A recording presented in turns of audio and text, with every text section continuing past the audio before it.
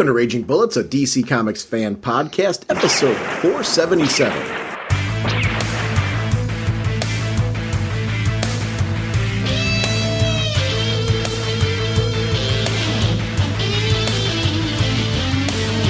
Welcome to Raging Bullets. I'm Sean Whalen, drnorge, and I'm joined as always by my co-host Jim. Sean's ready to do an intervention on me, so says the sensei of the whatnot, Segulin, the Duke of You-Know, and the elder statesman of the podcast. How's it going, eh? I was wondering if that was going to be the intro.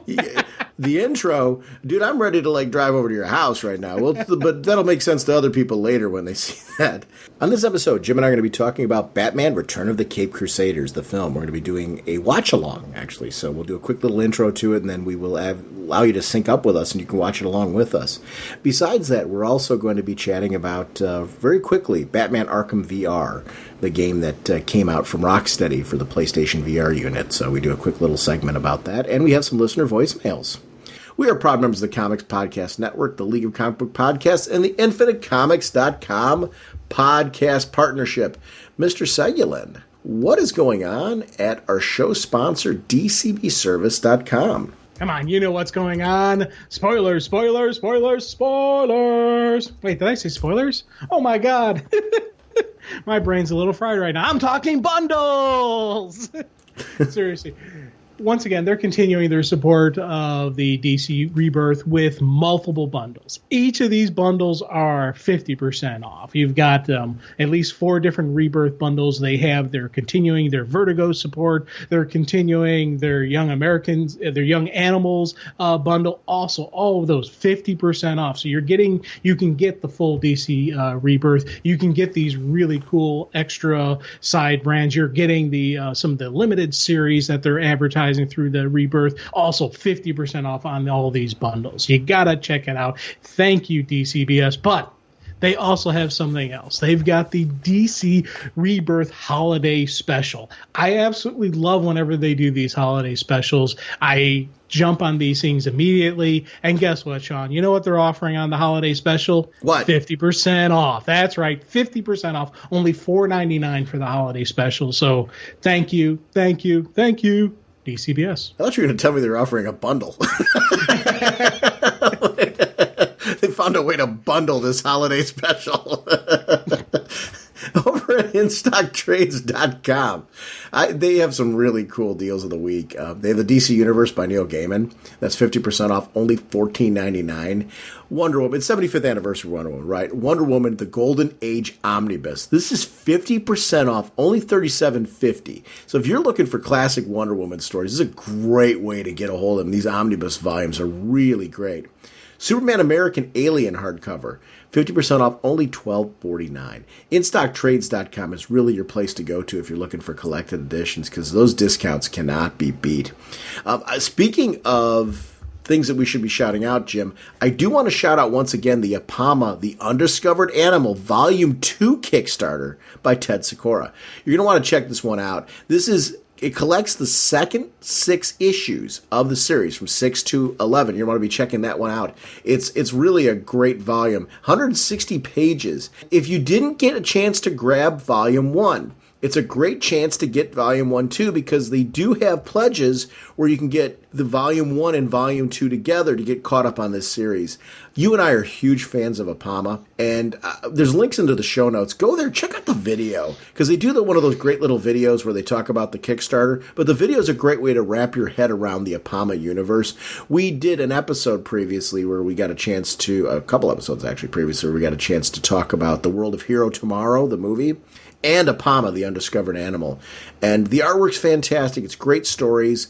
The basic premise is, if you've seen the movie Hero Tomorrow, he's creating a comic book about this character called Apama. This is like if that comic book was a real thing, and it was really his passion project come to life. I love that it stands on its own as just being a really great project, but when you flip back and go, this was something that was contained within the film, you could read Apama first and then go watch the movie. You can watch the movie first, then go read Apama. Whatever order you go in, it's just really got this great vibe to it. This right now, as of the time when we're doing the recording, there's 18 days to go. By the time we've got it out, there'll be at least 15 days left of this. Please consider either supporting it, or if you check it out and you know people who who you know would love this project, please share it out. These are people who have helped support our show before by appearing on the podcast, and all we ask you to do is just check it out and see if it's something for you. If it's not, total respect, it's not maybe your cup of tea, but tweet it out, Facebook it out, share it out. Help get the word out that this project's out there, because it's a cool project. I want to read Volume 2 in a hardcover. I've got Volume 1 in a hardcover. I want the hardcover for Volume 2. These are great people. They're local to us, and it's really... It's a product that I believe in. I wouldn't be shouting it out to this level on the show if I didn't believe in this one. They're not paying us anything to do anything with the Kickstarter. It's really more that we're fans who just dig this. So I want to support something that I'm a fan of, and this is something that I really believe in.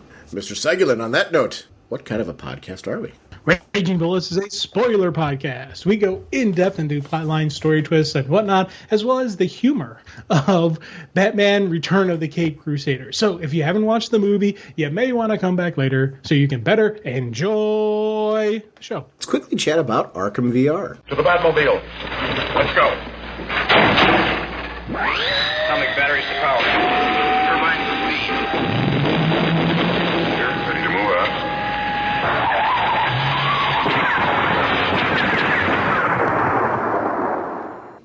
So I wanted to kind of do a special report on... I got that PlayStation VR that came out, and it's not very often that I get to talk about games on this show, but I'm a big gamer. I love it, especially when it takes properties that I really enjoy, such as comic book-related ones, and adds some realism to them. I'm going to do as spoiler-free as possible review of Batman Arkham VR, which was released for the PlayStation VR. If you've been listening to the show for a while, you know that I'm a big fan of the Batman Arkham games. It's very immersive, it's story-driven, all the stuff that we like about comics, right? Well, Arkham VR takes it to the next level. You put on this VR headset and basically become Batman, which is an incredible geek out. As far as reviewing the system, it was the first game I played for this PlayStation VR.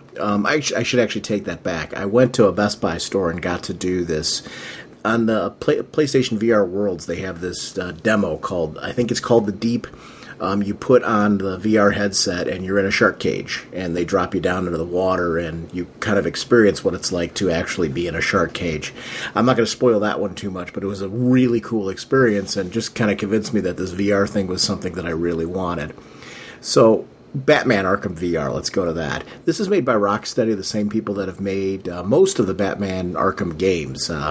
The main canon ones. The only one that they didn't make was Origins. That was actually made by a different studio. But this one, the basic premise of the story is you start off as Batman, and you are on a murder mystery. And I'm not going to spoil who was murdered or what's going on with that particular story, but it's set in the Arkham world. So it's the best way to say it is it's an Elseworld story. It takes place in the Arkham world. It is reminiscent of the comics, but not beholden to them. And honestly, this game in and of itself embraces that. It's a very Elseworld story, so you're going to have to know that going in. This story is also really dark. It starts off very cool. The PlayStation VR unit, when you put it on, it's very comfortable, very snug. It walks you through very easily how to put on the unit and calibrate it so that way it knows where you're standing. I do encourage you to stand. It gives you the options to stand or sit. It tells you that it prefers that you're standing for this game, and there's some real reasons for that. When you put on the game, and this isn't spoilery, you're actually at first on top of the Gotham City Police Department building, and you want to walk up to the edge and look over, and you can. There's a limited amount of movement that you have because you want to stay within a certain radius of the camera. But you do have a surprising amount of flexibility to turn around full 360 degrees and actually look behind you, up, down, left, right. You can move slightly to edges, which makes it really cool because the depth of field, there's nothing cooler than being at a Batman game, being able to look over the ledge, right, and be able to see that you're up there. It gives you that sense of Batman on the gargoyle kind of thing. So I really loved that sense of being in the world instead of controlling a character that I'm behind in the world, which is the difference between this and the other Arkham games. It does show you, though, how high quality the assets are, because I know that out of the other virtual reality systems that are out there, like Oculus Rift, for example, and the Vive, This one isn't supposed to have as good of a resolution. They could have fooled me because I not having experienced either one of those, I can say that the visual fidelity of this is fantastic. I really felt like I was running around Gotham City. Movement's interesting because you do rely on the bat gadgets to get from place to place. So the grapple gun, but it also does this jumping move. When I say jumping, what it means is you push one of the buttons on the move controllers and it allows you to pop from place to place. So in one particular scene, you're on top of the side of a building and you're on the catwalk. And you can push a button and it will move you from that down to lower levels. So you can see this from different vantage points. There is a cool sequence where you're exploring the murder mystery that's in front of you.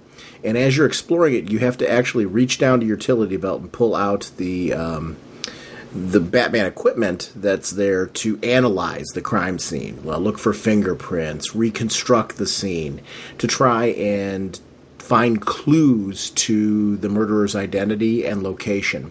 I do like that this plays out over time. The game takes a total in the first run through of about 90 minutes, and that all depends on how quickly you go through the story.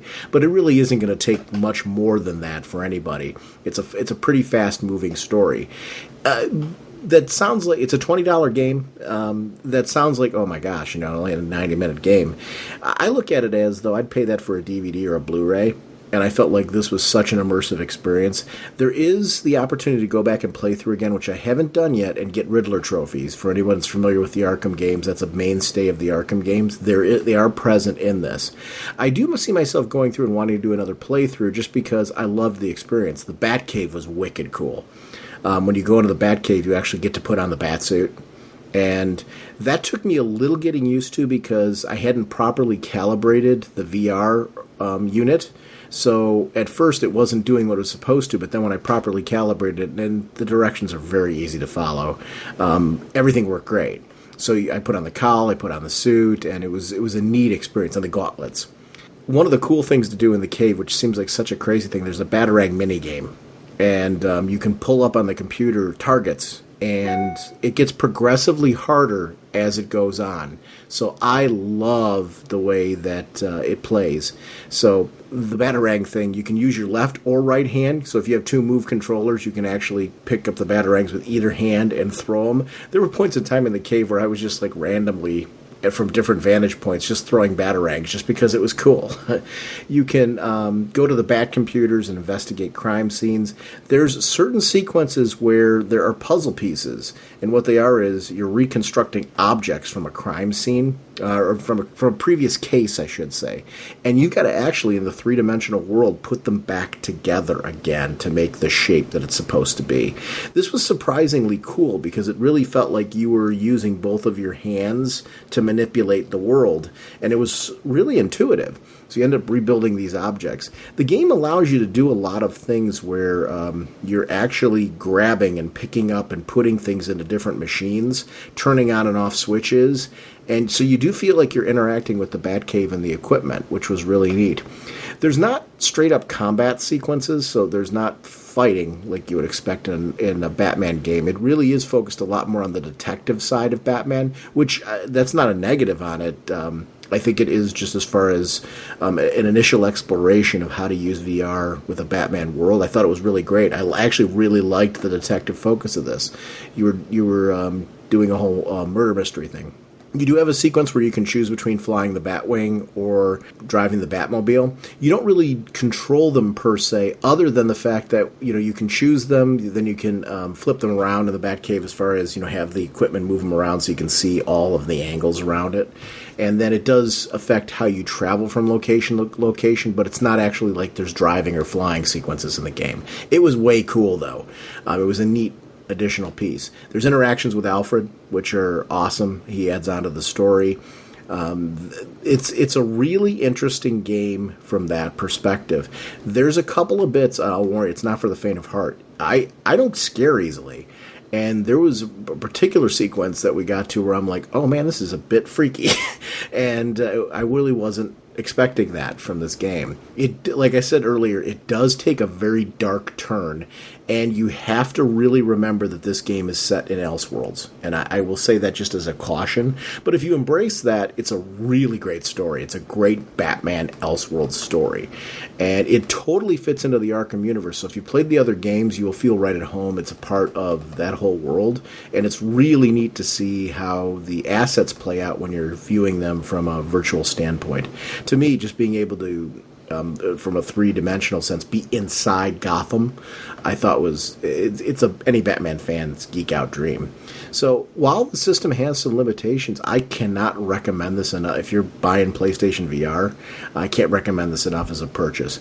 Would I buy the system for just this game? Probably not. Only because of the fact it's an hour-and-a-half game, and if that's all you're interested in, it's an expensive purchase for just that.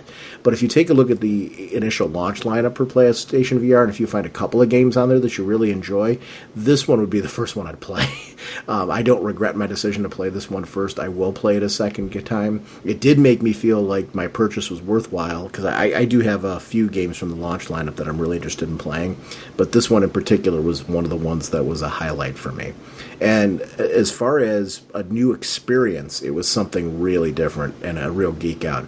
I hope at some point in time we get something similar with Arkham again, or maybe some of the other heroes in the DC universe, because it would be great to explore them in this.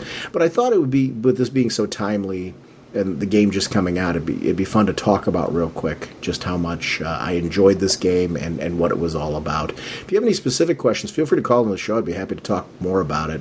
I'm trying to stay away from being too spoilery, just because I want to tell you why it's cool without ruining the story. Because to me, the story, for 90 minutes, I could not put it down. I did not play this in multiple sittings. I played it in one complete sitting. I sat down for an hour and a half and just played straight through it, because I did not want to stop. I wanted to see how this game ended.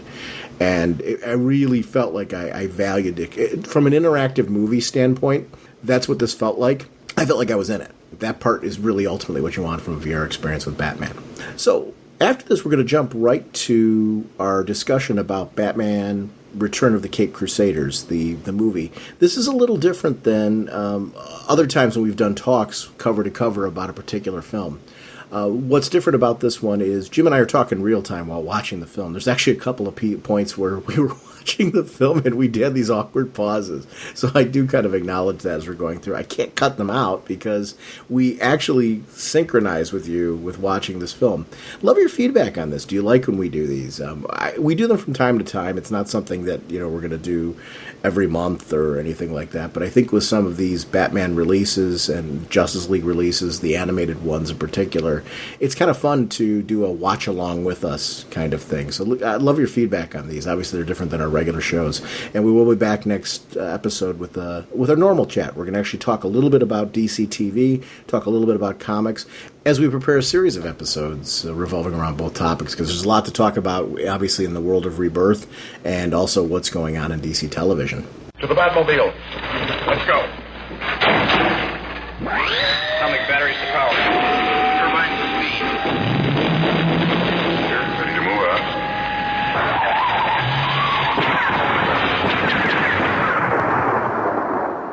Jim, this is one that, it's interesting. It's rare for me to say that there was a Batman movie that was under my radar. I knew this was coming out, and I knew this was coming out in celebration of the 50th anniversary, this Batman Return of the Caped Crusaders. And so I was anticipating it for that reason. I was kind of thinking, though, that this would be kind of a fluff piece, if I'm making any sense. Like, there wouldn't be, like, a depth story. I figured this would be kind of a fun little romp, and there wouldn't be a lot of substance to it. I don't mean that in a negative way. I just kind of figured, it's, they're going to, because it's the 66 show, they're not going to put a lot into it. I was so pleasantly surprised by this, by the quality of the story, the quality of the voice acting. I loved it so much that I watched it 2 nights in a row. And then I went back and watched that additional footage, that like extra 10 minutes that they have, like kind of introducing the, what am I looking for there? The voice actors and stuff like that. And then they had the other 10-minute one with like the behind the scenes of the creation of it, which also had the voice actors and stuff. And I found that I was like really enjoying how they brought to life some of the characters that were done by people who are no longer with us. Like, I thought the guy who played the Cesar Romero's Joker, I thought did really hit a home run. From the mannerisms to the dialogue and everything. I thought he did a really good job of delivering that. The other guy had the Riddler's laugh down. Of course, we had Julie Newmar playing Catwoman again, and I thought the guy that did the Penguin was pretty good too. But I thought the other two really captured, because you had Frank Gorshin and Cesar Romero. I thought really nailed those particularly well. So that part was really interesting to me. I'm a 66 junkie, though. This was my entry gateway into being a Batman fan. I will say this. I have all of the TV series, and I have the film. I've been watching them gradually. I will say that I don't want to say it doesn't hold up for me, but it watches very different for me now than it did when I was younger, where I was like in awe of them as heroes and everything. Now I watch it and I see the camp. I see the joke, and I get kind of like how it played on two levels. It was a certain program for adults, and it was a different program for kids. Now I watched this, and this made me a kid again. I was really enjoying them as heroes, and it was a certain point in the film where the switch flipped for me, and I'm like, oh, I'm engrossed in this story now, and I want to see where it goes. The reason why I'm kind of doing this intro like this is you are different when it comes to Batman 66 than I am. We've talked about it on the show many times. There was the Batman 66 digital comic that came out. We talked about the show, and I do know that your kind of feeling on this is that the camp version of Batman and all that wasn't really your preference. You liked the more serious takes on it. So I was kind of curious to see, what was this like for you?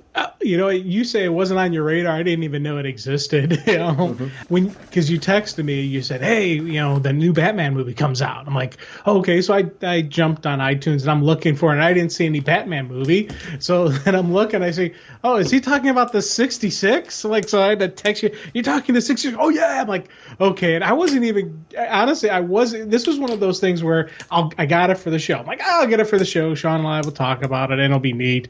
Man, I gotta say, I love this. Flat out, I'm just gonna come out, just not spoil, no surprise on. Just, this was weird because I'm watching it and I'm laughing because you're right. I never was big into the camp, but I recognize the importance of it. I recognize the nostalgia of it.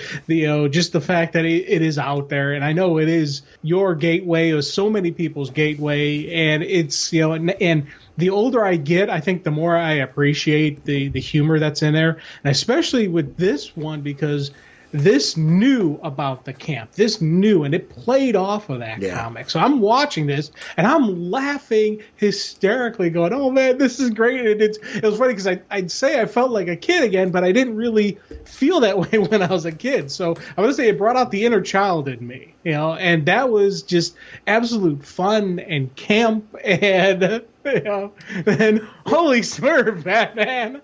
I absolutely went from laughing my head up to going, this is awesome! And I kept texting you, saying, this is great! Oh my God! So, yeah, I knew we were definitely going to talk about this, and I've watched this a couple times, and I'll probably watch it a couple more times. So if you're like me, where you weren't big into the 66, and you didn't think, I don't know, trust me, get this, you will have fun. This is a good movie, it's a good animation, it's good. Batman 66, and I was like, man, I was very happy with this, very. So it's interesting for me about this one, Jim, because I have been, I've been enjoying revisiting the show again, and I have been watching it, so I don't want to make my comments make it seem like I haven't been enjoying rewatching the old episodes. I have, but I kind of appreciated them like how they originally intended. I think what was different about this one was, first of all, the length of it. It's an hour and 18 minutes. And I think they really put a lot into the story. It's an interesting premise. And I really thought that they took this world, this camp world, and we're like, how do we tell a really good story in this world, embracing everything that it was, keeping that nostalgia piece that you were talking about, but making a story where you feel like there's some real depth to it. And I thought the voice actors, you could tell there was a real energy and enthusiasm, because the production values, you mentioned the great animation. I loved the production values from the opening to the ending credits. I thought that they really did not phone in anything in creating this, from the animators to the voice talent, and honestly, hand-drawn animation, or however they produce what is hand-drawn animation now. I'm sure there's a digital component to it and all that now. It's rare to see really strong hand-drawn animation anymore, and I thought this really embraced the medium. I'm a fan of it. I love hand-drawn animation. I love when they do it well, and there was something about this where it did things that the show couldn't do, and yet embraced all the tricks and things that the show did do, and I really liked that. I was like, wow. To the point where I want to jump to talking about this, and then we can kind of backpedal a little bit.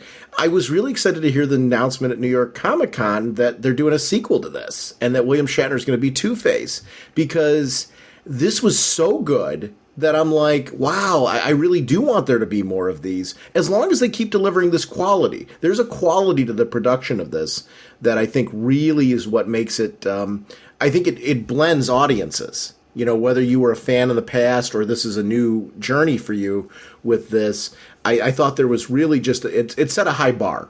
Yes. Oh, big time. And now Two-Face was never in 66, correct? Right. They did in the comics. It was like a lost story or something like that, but it was never officially done. So this is having it done like, with really real voice acting and that type of thing, especially like a William Shatner coming on board.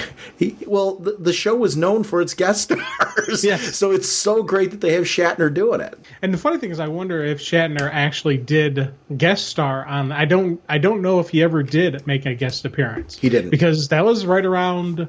The 66 was right around when Star Trek was at its peak, so he could have very easily made a guest appearance, but I don't know if he did or not. He didn't.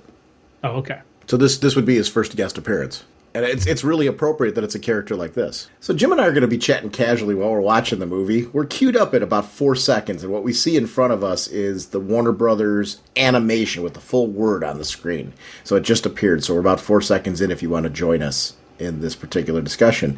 Jim, ready to do a countdown? I'm ready. 3, 2, 1, go. And it's funny, as I see that logo, you and I both are classic Warner Brothers fans, like Looney Tunes and stuff like that. Yep. That logo does make me geek out still. This opening was absolutely brilliant, though, because I loved that it was a mix of action with like a play off of classic comic covers. So that part was really, I think, a geek out for me. And that's what I meant by production values. They could have done something a lot simpler with this. And the fact that they ended up going to these stills that shoot back to the comic history, I thought was really well done. Yeah, and I'm glad to see, again, it's getting the nod to the original of the origin for this was the comic. Yeah. And we always joke about how and question why don't they advertise the comic when they do these movies. Now this technically isn't advertising the current comic, but in a way it is showing that that this is coming from somewhere. And we do have the 66 Batman comic that's periodically appearing, and so I'm glad we're getting a nod to the origin and where this comes from. Yeah. I do geek out over the classic Batmobile.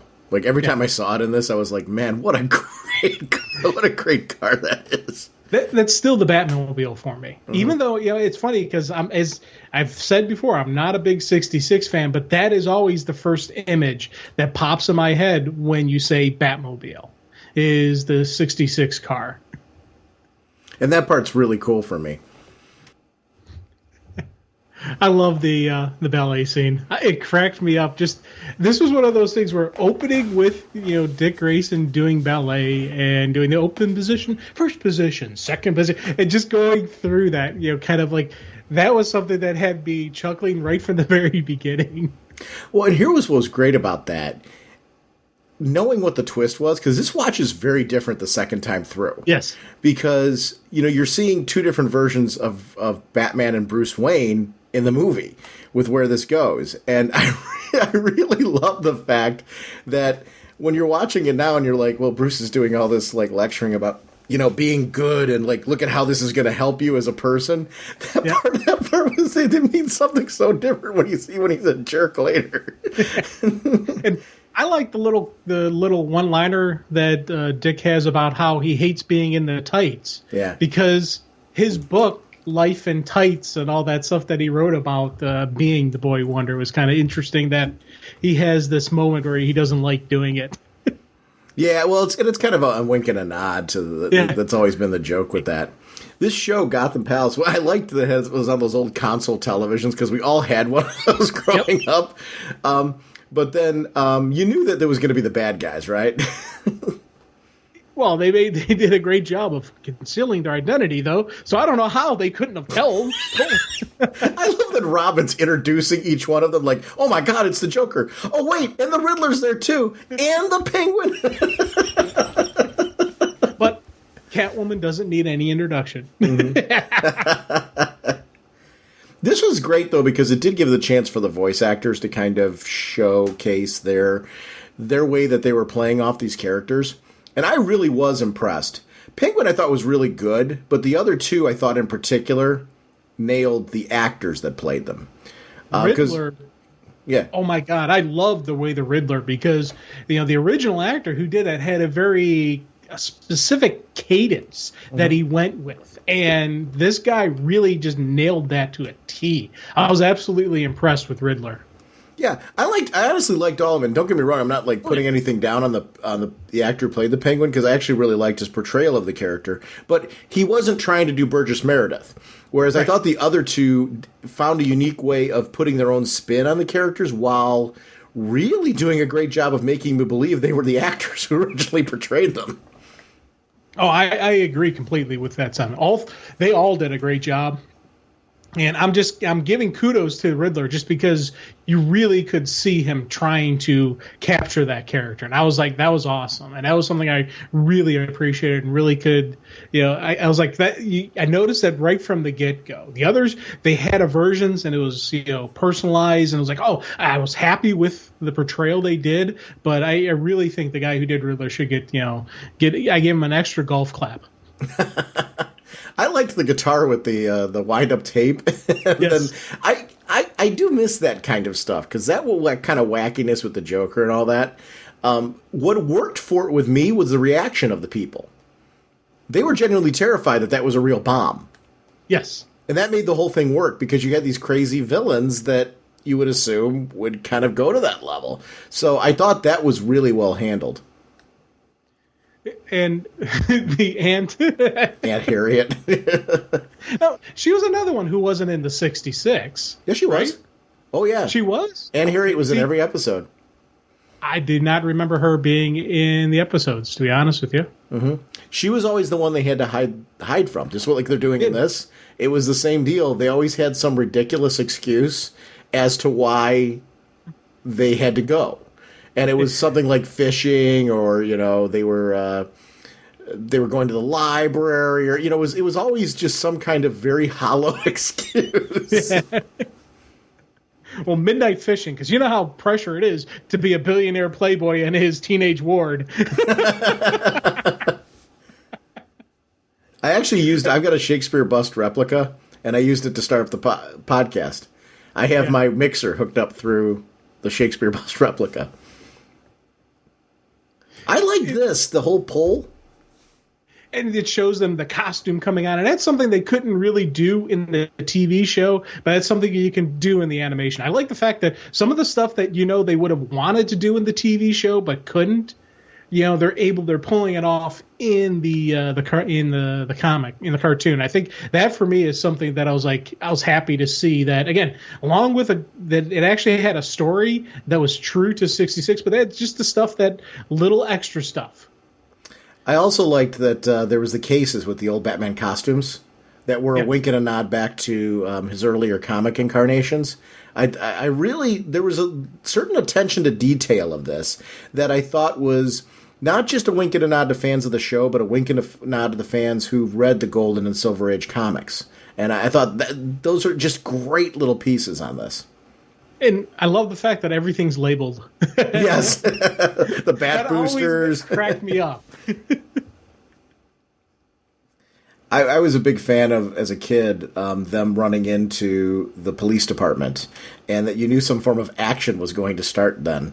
They always had these two running into places. Well, hey, they're in the peak of physical human, shape, so they could run everywhere. This was always good. Batman pontificating his ridiculous explanations over how he knows where villains are hiding. And none of it ever makes sense. Well, it makes sense to him because he's the world's greatest detective. Right, and he owns it. I mean, the swagger, that's the part that always works because he makes you believe that, like, okay, that makes sense. And you're like a dolt if you don't know it. Gosh, Batman, I should have caught that. One of the things, you got to give credit to, of course, Adam West and Burt Ward getting back into that groove, and especially Burt Ward, who is playing a teenager. It kind of, he's kind of euthanizing his voice, and just how he's presenting it. It's still his voice, so it's still an adult talking, but it was one of those things where I wasn't like completely thrown off, that I was like, what's this old guy doing playing this teenager? Did you just say he was euthanizing his voice? Yeah. Right. Okay, euthanizing is probably not the best choice of words. All right. It's a choice.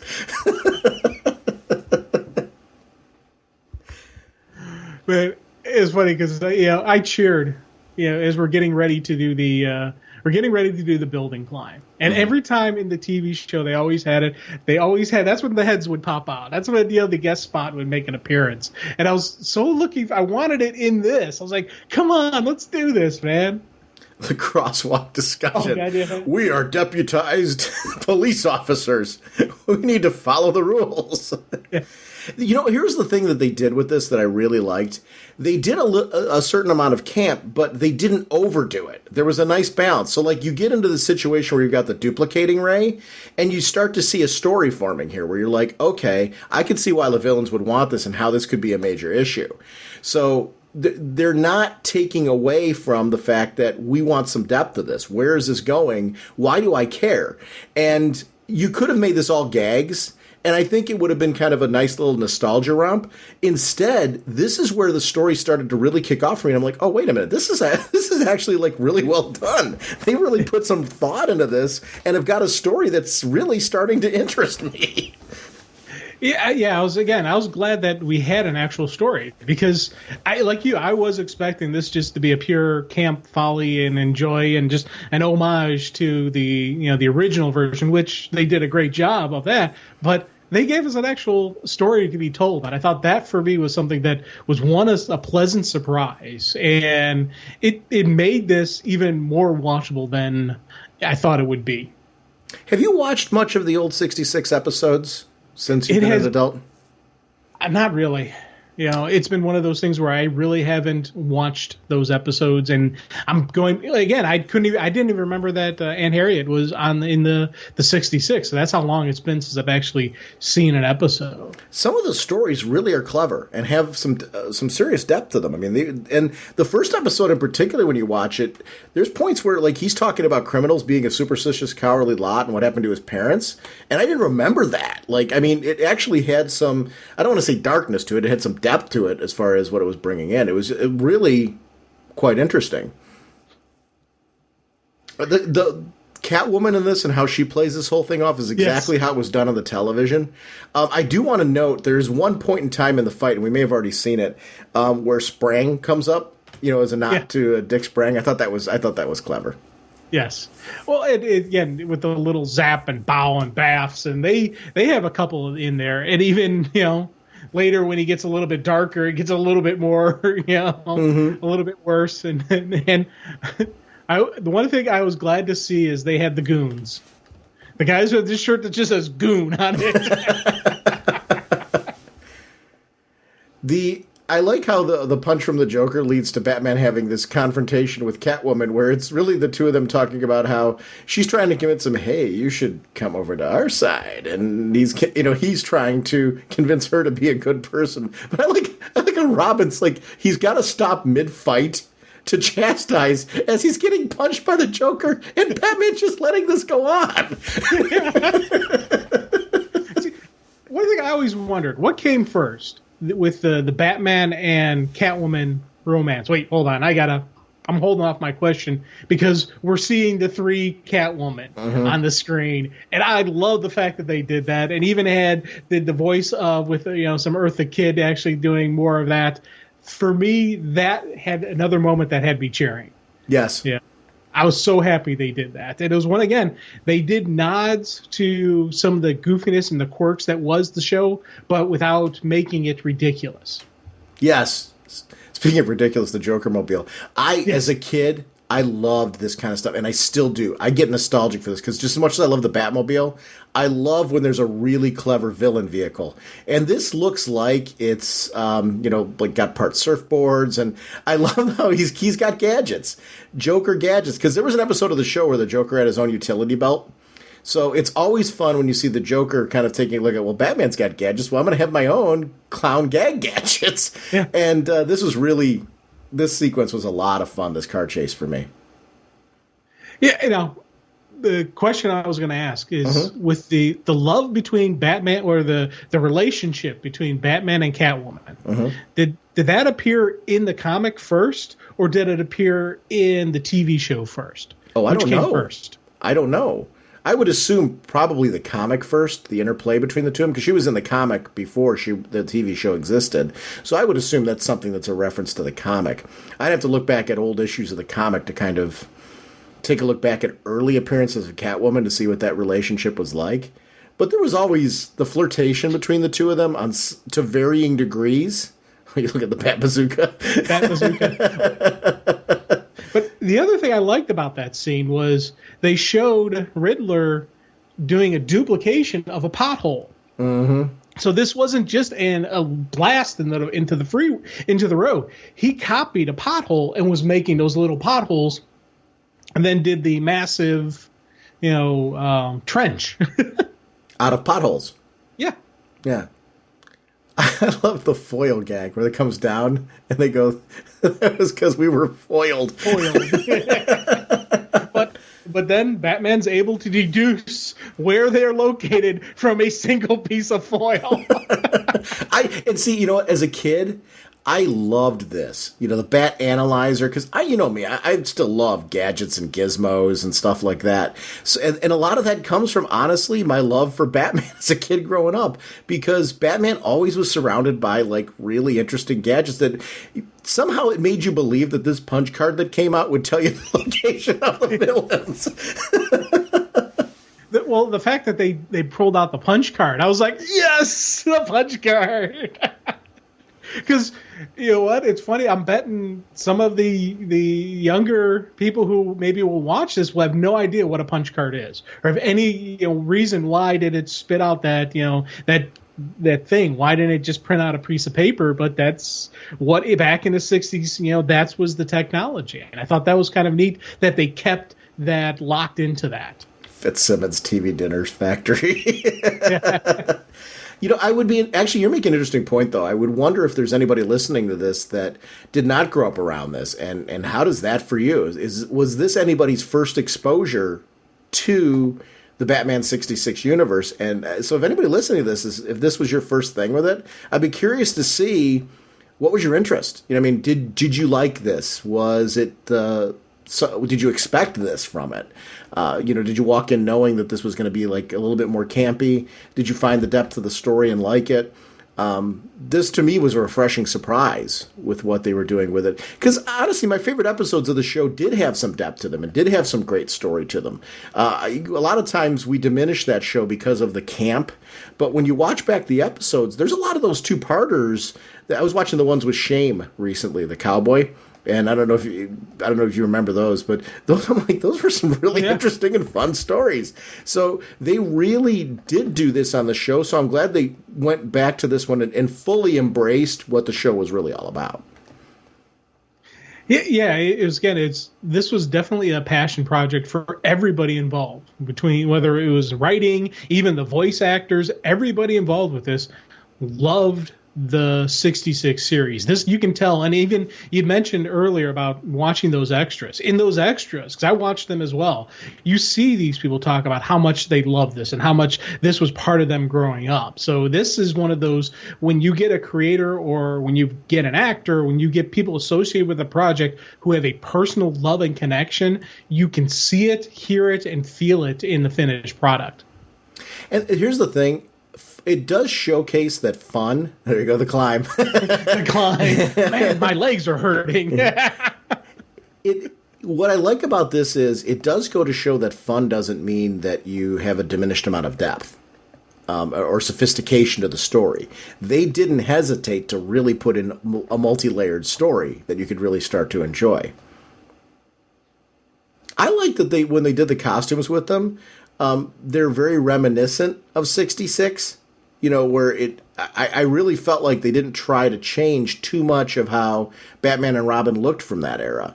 And I think that works in this. I mean, because they do feel like people, as opposed to sometimes, Batman's armored and things, it almost feels like you can't really imagine having that kind of wealth to make the kind of suits that he has. I like the fact with this one that they embraced the fact that Adam West wore a cloth suit, and this is what he looked like with it. I thought it worked really well. Oh, big time. And again, it kept the, just even the build of Adam West. How just you look at how he's drawn, how Batman in the cartoon's drawn, he's not a rippled, chiseled physical specimen like we see in a lot of in the comic book. But Adam West wasn't that build. He didn't have that type of style. So they actually went with that with the appearance in the cartoon. I was very happy with that.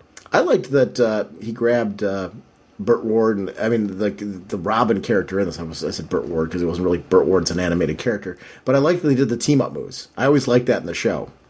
Oh God, yeah. And again, they kept with what you saw, and you kept with that feeling. And once again, Batman's trying to convince Catwoman, and it's what I love these moments of the seduction between the two of them. It was something that I was happy to see they actually played this out, and I was happy, especially where this story goes and everything. Start to make them a part of the TV dinner. Yeah. This really was the stuff that I loved in the TV show when they would be put into a cake or a giant TV dinner. Yes. That ain't a normal TV dinner. That's the size of a person. I'm like, really? Why would this factory that makes normal sized TV dinners have this giant TV dinner? Oh, just lying around. Well, you've got to be prepared for stuff like this. This is funny. Now her little love potion, mind control agent.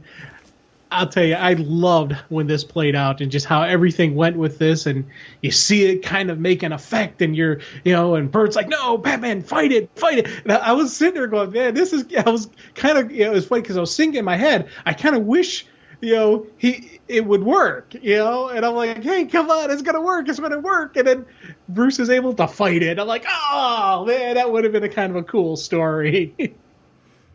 But the beauty of this is the fact that it does work. Right, and I know. That part so totally sold me on this because I didn't see that coming. I thought, okay, this is great. We're going to see Batman's virtue because Batman always wins, right?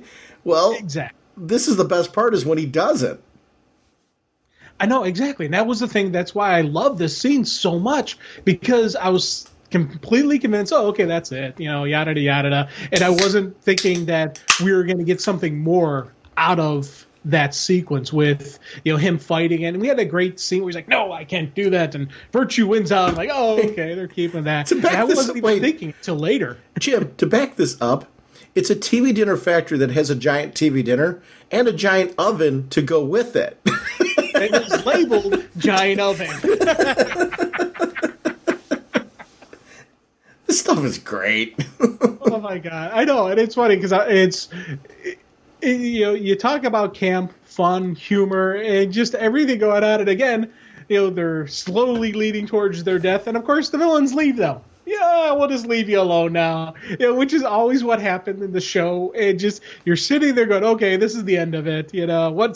Right here is where it would be the end of the TV episode where, like, will the dynamic duo become, deep fried entrees? Stay tuned. Come, see you next time. Same bat time, same bat channel. This would be the end of that episode of that, TV show. But of course, being Batman is Batman, he's able to figure a way to get out of this. I love that the dessert's the way out. Yeah. Well, it's the lemon. Golly gee whiz, Batman. Why didn't I think of the acid in the lemon juice? Well, you know what? Lemon and acid juice wouldn't burn ropes, okay? Let's be honest. What if it's... did, you wait a minute. Physically eat it. Jim, have you ever tied up your hands and put it in a giant dessert? Oh, true. This is a giant dessert, so maybe the giant dessert portion, That's an excessive amount of lemon acid. Yeah.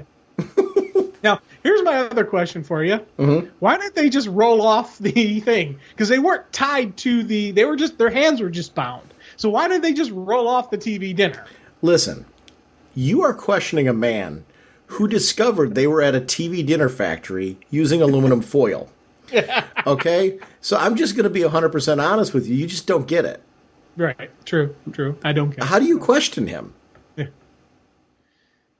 I love the space race. How, U.S. at this point in time was losing the race to the Russians. Well, not the Russians. They didn't go with the Russians in the show, so they're not calling them actually Russians. But I love the fact that they didn't, that they made sure to bring that up. When he shows up with Gordon O'Hara, this is where we start to see things start to take a turn. And we start seeing Bat Jerk. Yeah. And I loved this. Well, it was funny because at this point in time, I was like, I didn't think anything really of it. I'm like, wait, why would he being such a jerk? And it still hadn't dawned on me that the Catwoman syrup had kicked in, because the way he's chastising him, it's kind of jerky, but not complete jerk. There's still a little bit of Batman in, like saying, you guys are watching TV on public time. And then Gordon and Chief are like, oh boy, I'm sorry, Batman, we were wrong. So at that point in time, I wasn't thinking anything of it. It's until later that I realized, and the scene's coming up in like a half a minute, because we got old Harriet snooping around trying to figure out what's going on, and it cracked me up. Just these moments with her. This was really smart. You're right, because the build to this, I'm with you. It wasn't until this Aunt Harriet sequence that I really started to get it, and the way Bruce was treating her, like right here. I'm like, whoa, what's going on there? And at first, I'll admit, even at first with this sequence, with the hand grab and everything like that, I was like, oh, he's just caught her doing that.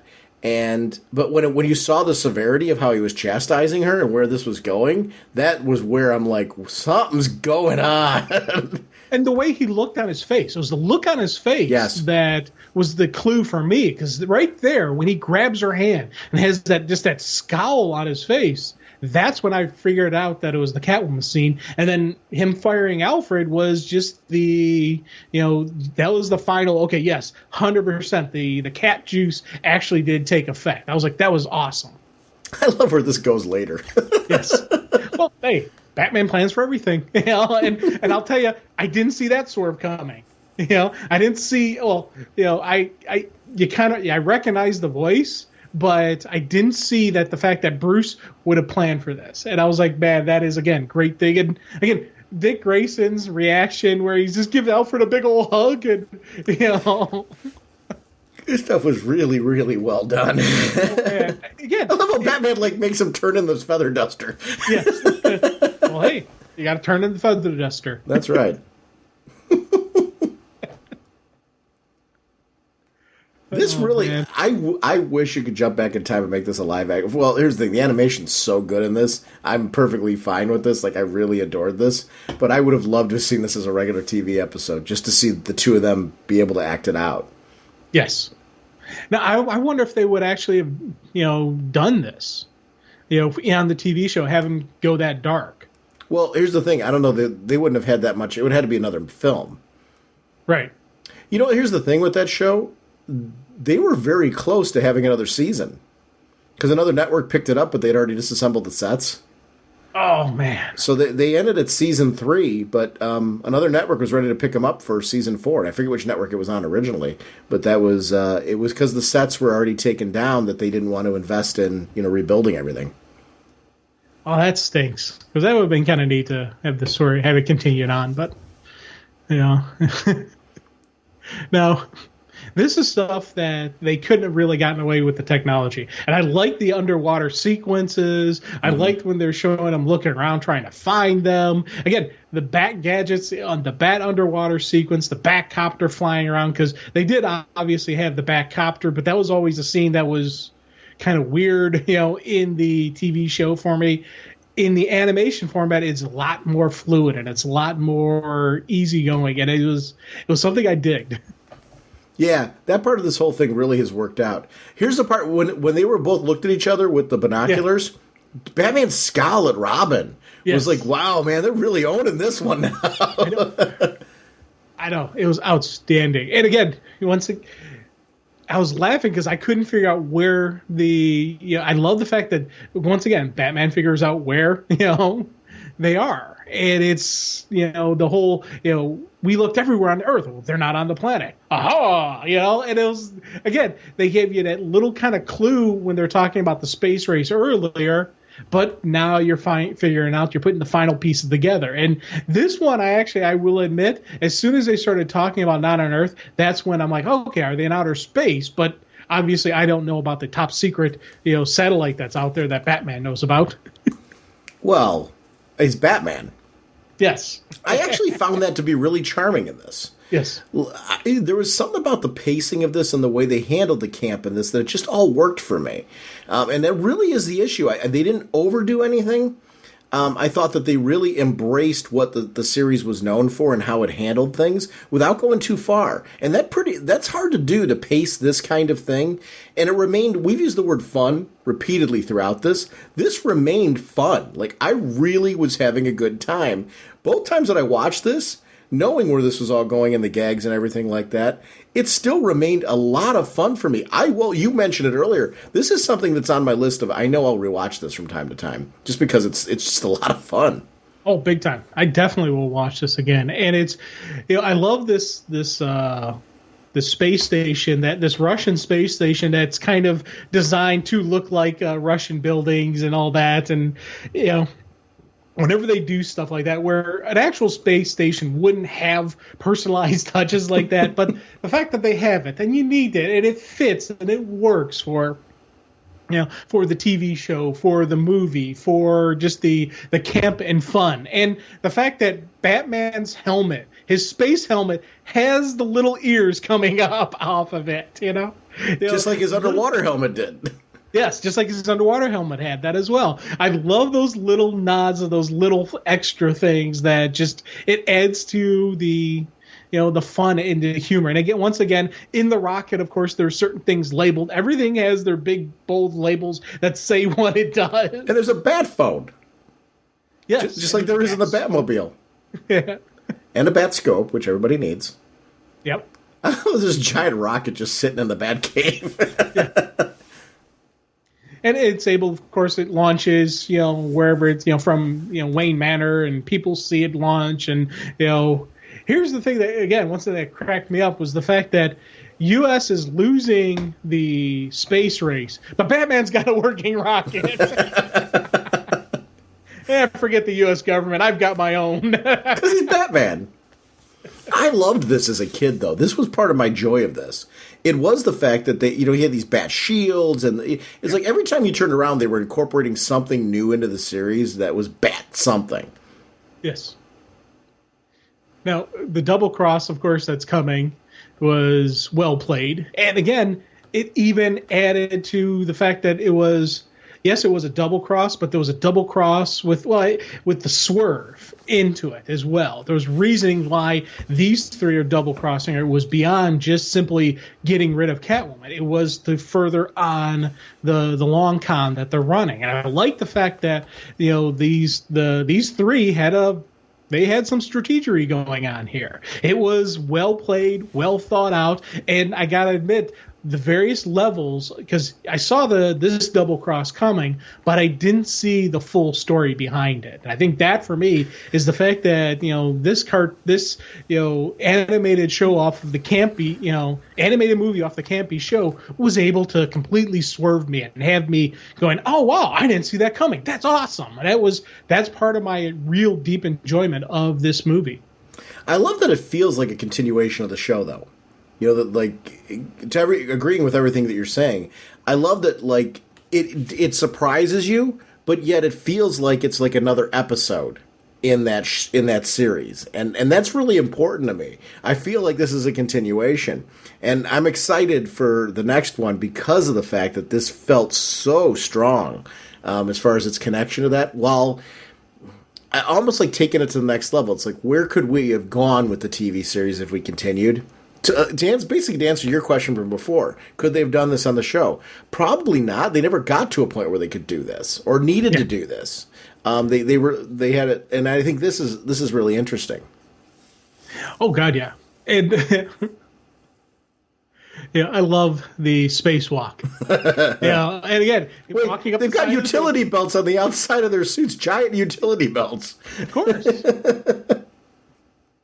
Now, as they're doing the walk, I love the fact that they show us the window where Catwoman gets taken. And they finish the fight in the window, so we see she's been kidnapped. I thought that was a really cool usage of the fight and just the animation and letting us see that finally play out. That was kind of a neat. I like that.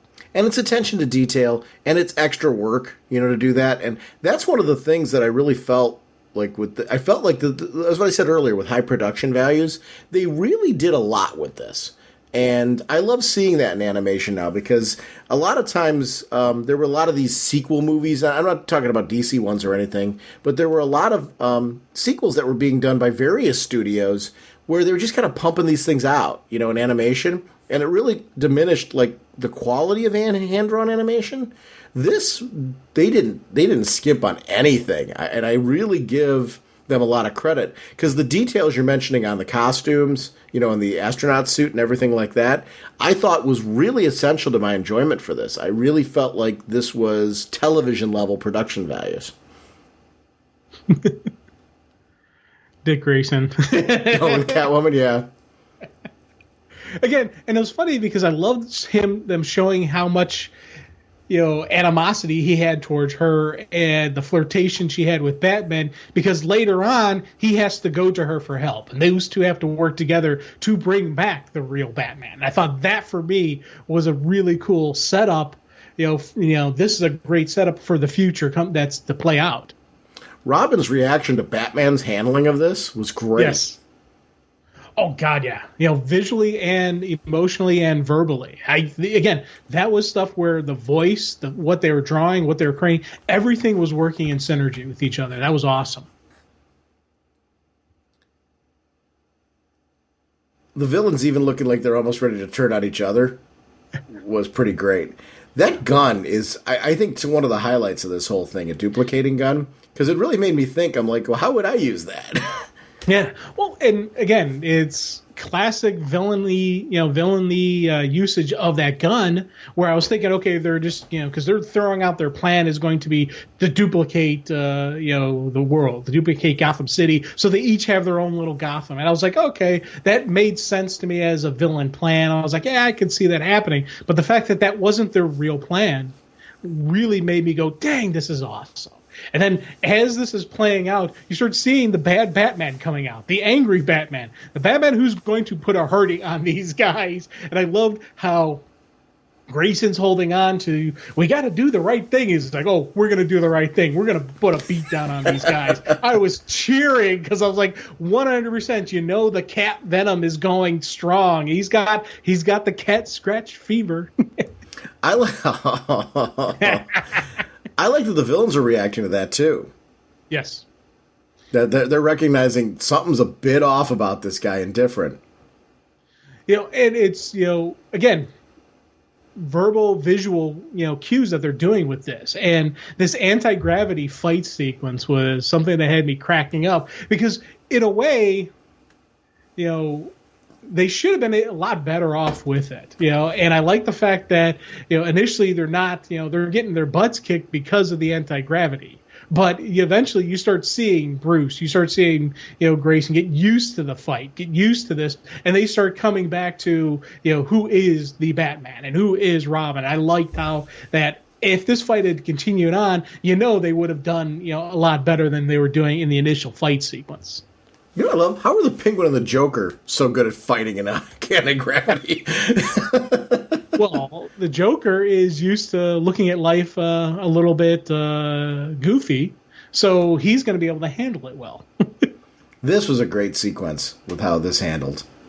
Batarang to turn off the anti-gravity. Right. Now, shouldn't it have been a gravity button that you turn on and off as opposed to turning off the anti-gravity? Listen, you don't understand how they create space stations in Russia. Now, I honestly didn't think of that. You're 100% correct. I love that he's got bad brass knuckles. Thank you. I was like, yes. And I like how the fact that now the punches aren't bam, bam, bam, bop. It's gore and shred and thrash and fracture. How now he's taking it a little bit too far, and even makes the comment of, they'll live, they'll walk with a limp, but they'll live. Bludgeon, pulverize. This is great. It's really, really good. Robin's reaction sells all this. Yeah. Kudos to the animators. I don't know how long it takes to do these type of scenes. I know hand-drawn animation takes a while. This was really, really well done. Now, what's worse, creepy Batman or mean Batman? He's got a couple creep moments here. Yes, he does. Especially when he's talking about Catwoman. I like the attention to detail with the way his cowl used to work on the old show. That the cowl was under the cape. Like the cape went around to close the cowl over him. Batman ditching Robin. And taking the duplicator gun. Well, hey, can't leave it in the hands of these idiots. They can't handle it correctly. Robin is like the ultimate apologist. I know. Yeah, well, it's, you know how it works sometimes when you got, when you're stuck in that, that kind of relationship where your partner is just mistreating you constantly. I feel your pain, Robin. The rendition of Wayne Manor is really well done in this, because I got to see that house. It's in California, and they really did a nice job of capturing like how cool that house looks in real life. Glad Robin was able to get a bike. Again, little funny things like that had me chuckling, but also you're seeing how Bruce is now watching that Gotham Palace, differently this time. He's like, hubba, hubba, being creepy Bruce Wayne. Oh, here comes Aunt Harriet. Yeah, Harriet.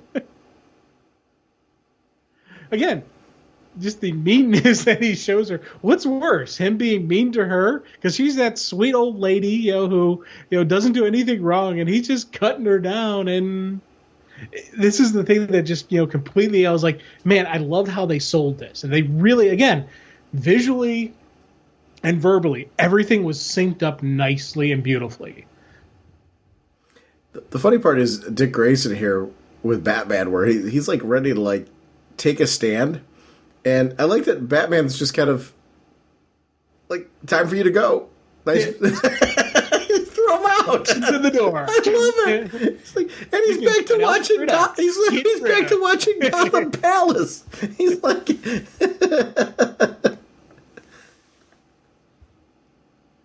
oh man, is this great? That's Alfred with the homeless situation? Yeah. Well, he's on Skid Row, like Bruce said, for Dick to join him on. And I like the fact that you see this scene with Alfred on Skid Row, and later we learn exactly what Alfred is really doing there. And again, details of the story, in depth of the story. It was something that was like, man, this is kind of cool. You know what's the mind bender on this one, though? Wouldn't Batman know all this? Well, here's the thing. Here's my thought on this is Bruce locked that secret hidden deep in his subconscious. True. Because he's got that mental discipline and mental fortitude that Batman has. So he's able to block that from, the evil version of, from the mind-controlled version of Batman. The good version's in there fighting, blocking that from him. I love this with the red phone. Like oh, no, you didn't. Leave me alone. Gotham Palace is on. and once again, we're Gotham PD. Come on, Batman's got to do all the work. He takes a vacation for a little while, and the town goes to all, holy heck, what the heck's going on here? So it sounds like you're siding with bad Batman.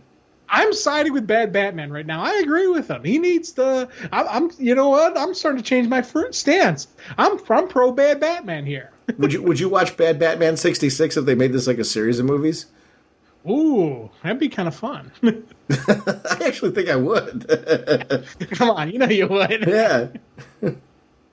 I like one of their crises now. Now that Batman's off the scene, truancy crime wave is on. Batman was preventing truancy. Well, he was a positive role model for the youth to follow. So without him around, they're going to just go follow a darker path. This was one of my favorite sequences when he starts deciding what he's going to do at the police department. It was so awesome. It's like, listen, I've had about enough of this. So I've got the ultimate solution to hiring. It's hire me. Well, and once again, a little creepy when he's initially telling them to take off the uniforms. He's like, take off your uniforms. I'm like, wait, Commissioner Gordon, that's not a uniform. That's a suit. That's just regular clothing. But here's the question I've got for you. What's the point? Like, why do they even have to do this? Why doesn't he just tell them, you're fired, you can leave now? It should have just been turn in your badge. He doesn't need to turn in the... Right. He doesn't need to strip him down.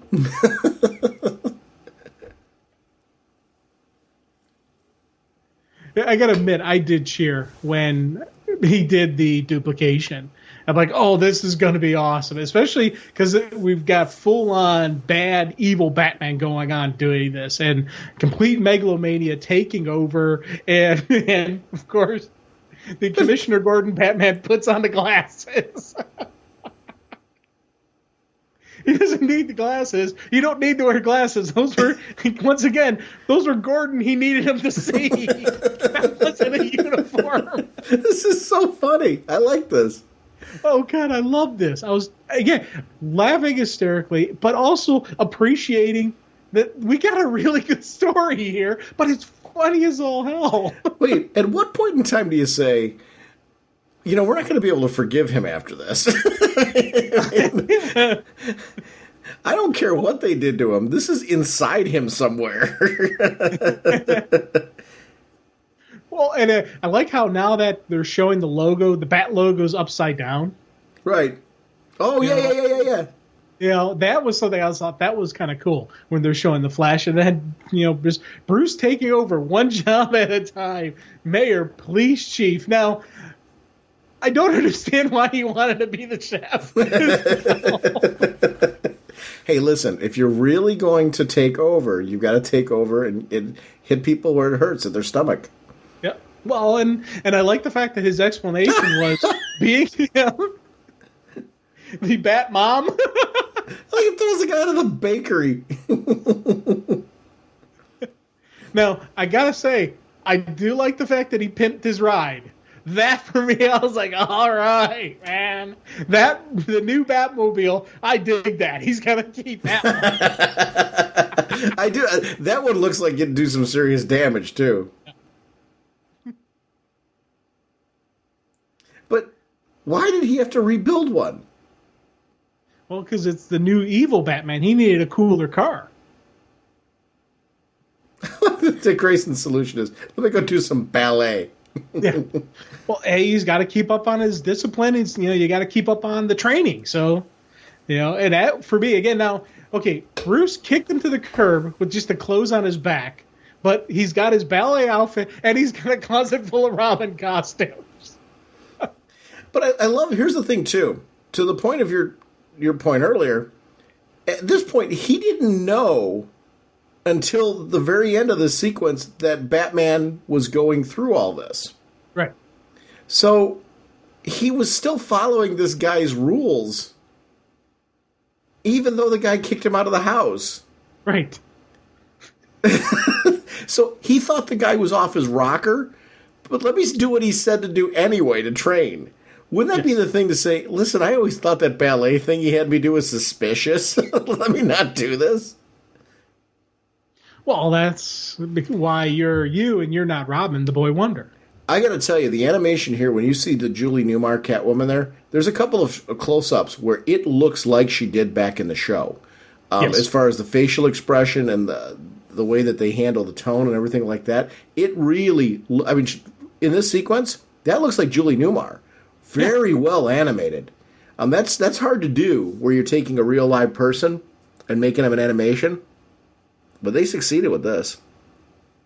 Yeah, she was one of the ones that really they did a great job with, fleshing out, the facial. Again, it's the little mannerisms, just the little facial cues, and just the physical presence for her really looked like what it was in the TV show.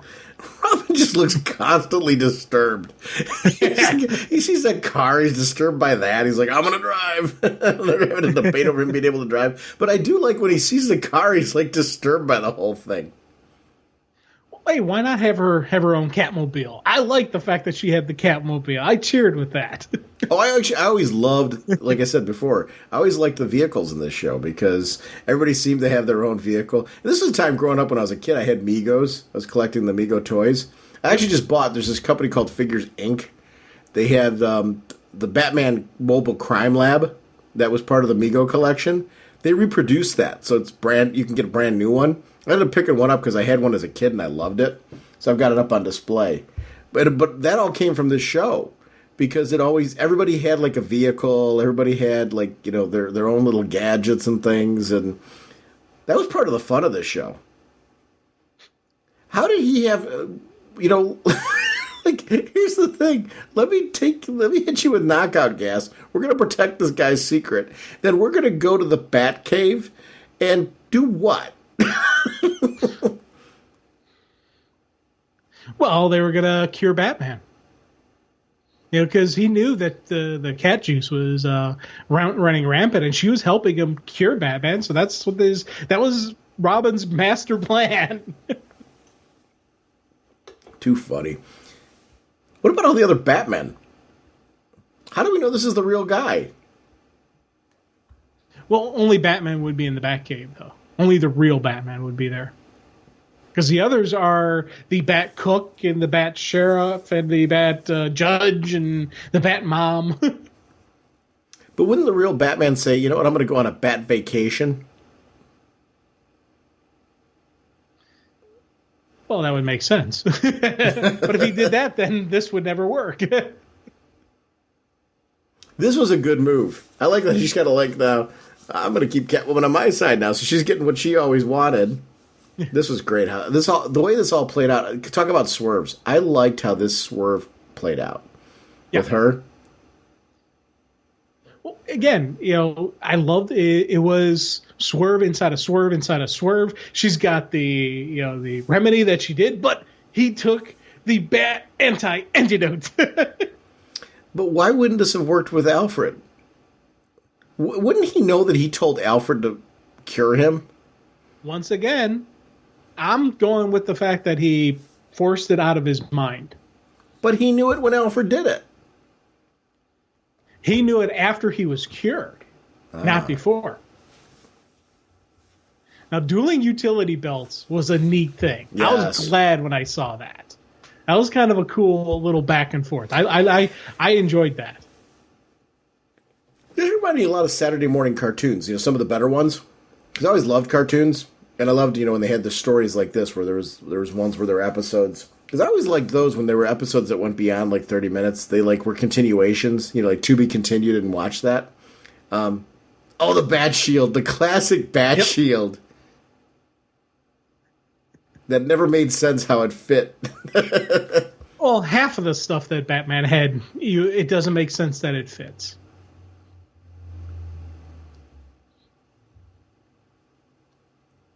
Now, of course, Batman wins, which, again, I liked how they did that, and I liked the death trap that they put him in over the nuclear reactor with the exhausting the vent of the radioactive, air that's going to fry them. And this was one of those really cool moments that, you have your classic villain moments. But this time it's Batman being the villain. It's Batman doing all that stuff. And I was laughing as this whole thing's playing out, just because, this is the great Batman doing this. And it was always, he's the guy who gets caught in the trap. Now it's up to Robin to solve the day. And I thought that for me was something I was I was so happy with this.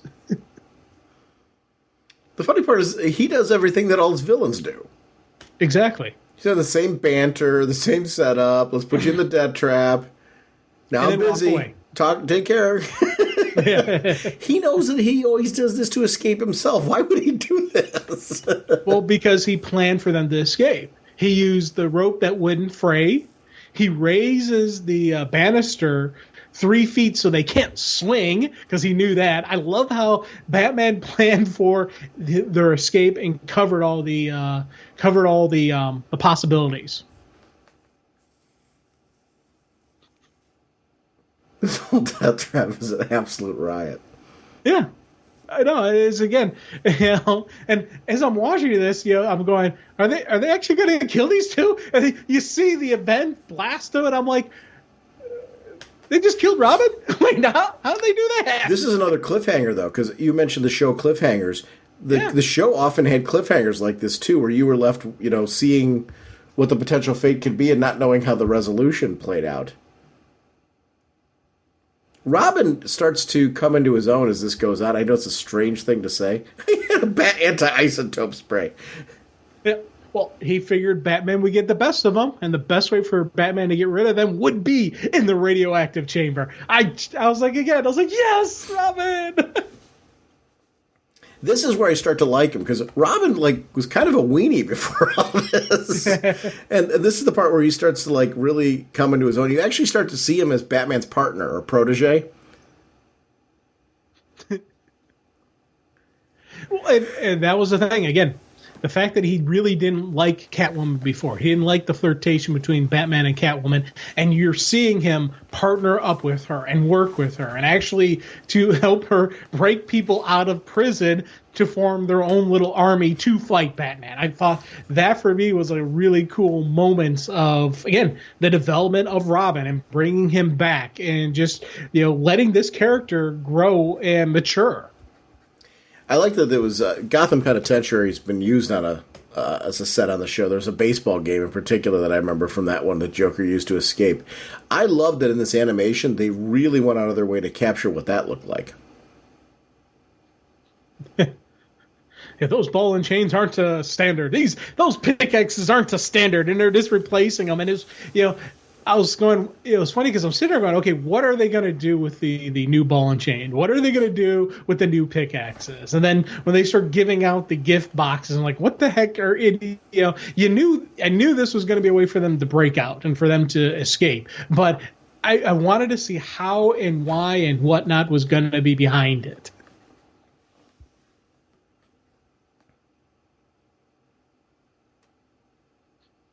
Now, they didn't help.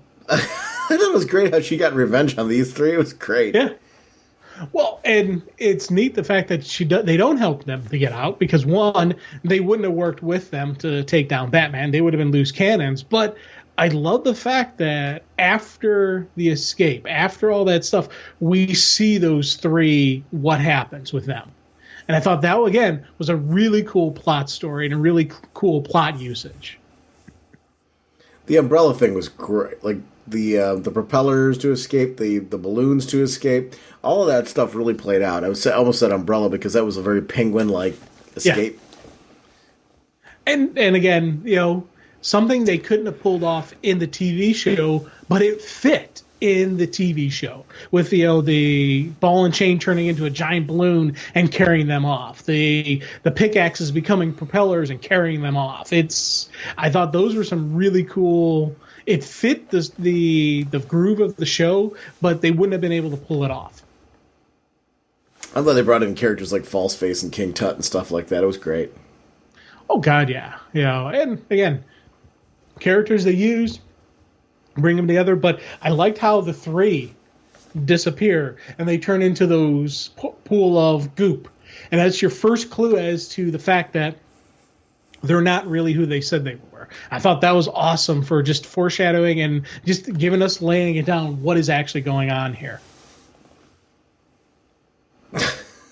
The all-new Gotham Palace.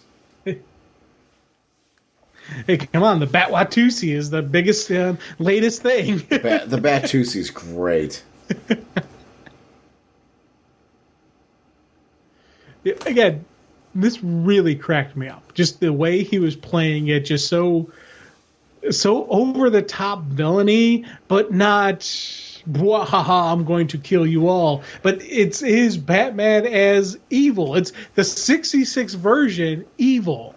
So the fact that he's rigged up your TV sets to explode if you change the channel or you turn it off. I love the fact that, this is that same villain. This is a villainous version of that camp factor of the hero. That, for me, was a really cool moment.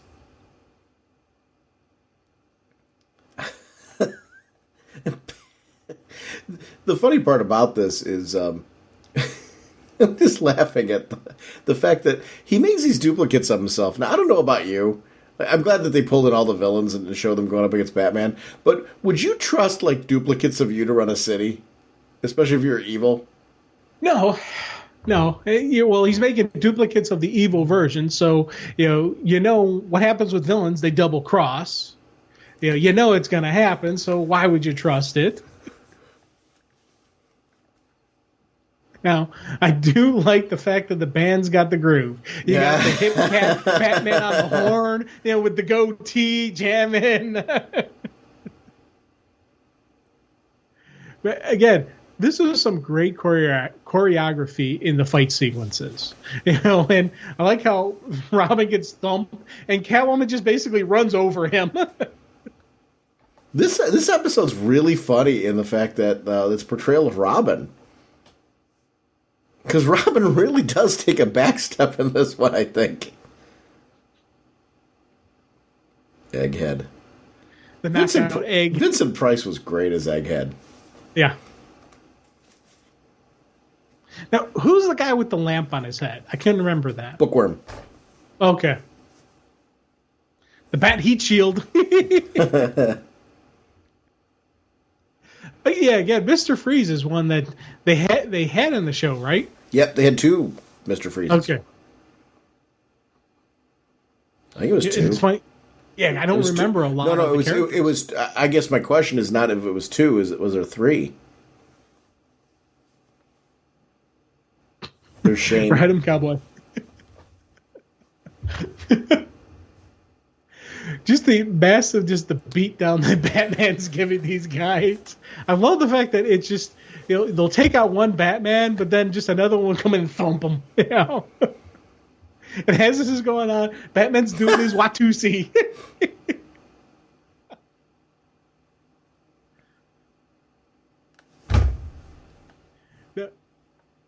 Again, things just get seriously dark here. And I love the fact that we get these final moments of the fact the villains are being sent back to the jail, but Batman's not going to do that with Robin. And it's not going to be a slow death trap. He's going to kill him with his bare hands. I was like, whoa, okay, he's going seriously hardcore evil now. I like that what we've learned about this is that the real Batman would want to dance. Yes.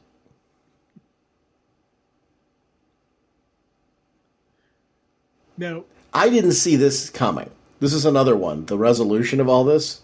Yeah. And I liked that part. I like that this drink turns out to be a bat antidote that Alfred just happened to know how to make because Batman told him how to make an antidote. If he was ever fired, it was because he was under the influence of some form of poison or something. So he told Alfred how to make an antidote to cure him.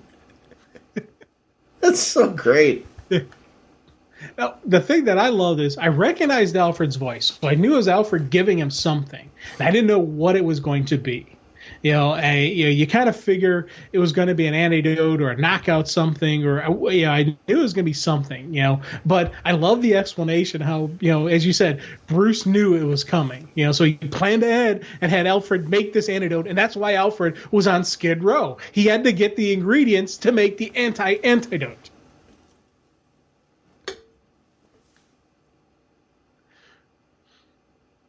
Now, the fact that the replicas weren't permanent resolution, and Bruce knew this when he made them, adds to the why would he do that? That doesn't make any sense. So he knew that, so why would he do that? Right, because that's not a very good evil plan. Well, unless you were like, well, but if your point is to take over the city, you would still need your Bat army to maintain that. Well, he can always just make more. So when the first wave disintegrates, he zaps himself and he makes more. And nobody be able to take over on him because of the fact that they'd all dissipate before they could anyway. Right. That does make sense. There we go. And to your point, the chief immediately accepts Batman. Wait, you saved us from yourself. Oh, it's all right. We knew you were, as long as you were like under the influence, it's okay. Thanks for praise, you're back. But why? What is he doing to help now? Like, the enemy turned to powdered dust. He's back, but so what? Now, here's another question. In the TV show, did Batman and Catwoman ever actually kiss? Ooh. Because I don't remember ever seeing them kiss. I don't think so. I think there was an implication. Yeah, but they never physically showed it on screen. Right, I agree. And I like the fact that when they actually do show the kiss, once again, Robin's going, "Oh my God!" Has that look of shock on his face. I did like this Alfred sequence a lot, just because it was so the show. Oh, big time. And it fit. Again, we talked about voice actors. The guy who's the Al who did Alfred, another just spot on with the sound and the cadence and the mannerisms where you felt like this was that same guy. Wait, if you're Robin, wouldn't you be like sitting here going at this point, listen, why didn't you tell me if you started acting like a putz that there was an antidote I could have made to take care of all this? Why just Alfred? Why just trust Alfred? Wait a minute. I'm your crime-fighting partner, and you didn't fill me in on this whole thing, but the butler knew. Great. Oh, man. What a great movie. Oh, God. And again, it's Batman pontificating and figuring out that what nobody else can. I love the fact that, Bruce, he's been his normal self for only minutes, and he figures out not only figures out where, but what's going on with the threesome and everything what they're doing. I was like, man, you gotta love this. Well, you know what the funny part was? This story has multiple chapters to it, and I don't mean necessarily the physical chapters part. It has, in the way that it unfolds before you, there's elements of it that build off of each other, and I do think it makes this far more interesting, the fact that you can actually say that and say, wow, this story just had a great build. Oh, God, yeah. And again, it's beginning, middle, end, full story being told, wonderful swerves. That there are multiple swerves I didn't see coming, and even a swerve inside a swerve. And on top of that, it was still fun. And it was, it had that same campy fun that the show had, but also just a fun that I really enjoyed on how they played this out. And I was very happy with the story, and I was happy with the fun. And we keep throwing fun, and we keep saying campy, we keep throwing out all these what this show is, and this captured it in such a beautiful way. You know what I loved about the show always, though? He would find a way to come back and beat the villains. And that's why you needed to see this. You need to see Batman win. Oh, God, yeah. And, it's not only did Batman win, but he won in a way that we could never do. A normal person couldn't do it. Batman can pull it off, but not us. The Joker and the gang with their art. Yeah. The retribution piece really is something that's important. When I say retribution, there has to be some form of conclusion to the story that's satisfying where Batman wins. And I love the look of the Joker sees him first, and he's the first one to egad reaction, like he's actually there. Now, one thing I did wonder about when the three of them rode in the Batmobile to take out the Joker, Penguin, and Riddler. The Batmobile only has 2 seats. Where did Catwoman sit? Well, she was leaning really close to Batman when they started to pull out. Did you see that? Yeah. So Robin had to have snuck in that seat somewhere. I don't know. Or maybe they just made him hold on to the bumper. Yeah. No. I always loved this concept. Yes, the little bat whirly-copters. Yes. Chasing a giant penguin. Yes. But hey, it fits, And then the fact that it's the slowest moving thing in the sky. Yes. But I like the fact that they did comment on that. You know what was great about this? It embraced everything about the show and wasn't afraid to have fun with itself. I think that's pretty important too. I really did want to ride in one of these things, though. Yes. Oh, God, yeah. And I always wished, as I got older, I realized, of course, the physics behind these copters wouldn't work. But I still, to this day, I was like, man, that'd be neat to have something like that. It'd be neat if they could do something like that and actually, I think you would probably die a horrific death. But for those first couple minutes of you doing it, it'd be fun. I can fly like Batman. Oh, well. They had, as a kid, in the back of the comics, they had all these different gadgets and gizmos and things you could buy. One of them was how to make a hoverboard out of a vacuum cleaner motor. Yes. And I always thought about, that'd be kind of great to have that. I could float down the street and stuff like that. One of my friends had made one, and it so didn't work. And that could have been his poor design choice. I'm not saying that it doesn't ever work. There's probably people listening to this are like, dude, I had 8. Well, you know what? What was it? The Junkyard Wars. They made hovercrafts out of various stuff that you find in the junkyard. And it was, it's the same simple principle of, that you could use the vacuum for. So in theory, it could actually work. Mm-hmm. You just got to know how to put it together. This is a good fight sequence here. I liked how Catwoman and Robin seem to have a bond at this point. Yeah. And they're letting Batman get his butt kicked before they go over to help. Well, hey, you know what? How many times did Batman let Robin get his butt kicked before he helped out? You know what? That's a valid point. Yep. And once again, the goons. That was a great use of the batarangs, though. Yes. Using that to tie the goons up against the building wall was really great. Now, why did the Riddler have to get dropped into a 2-2?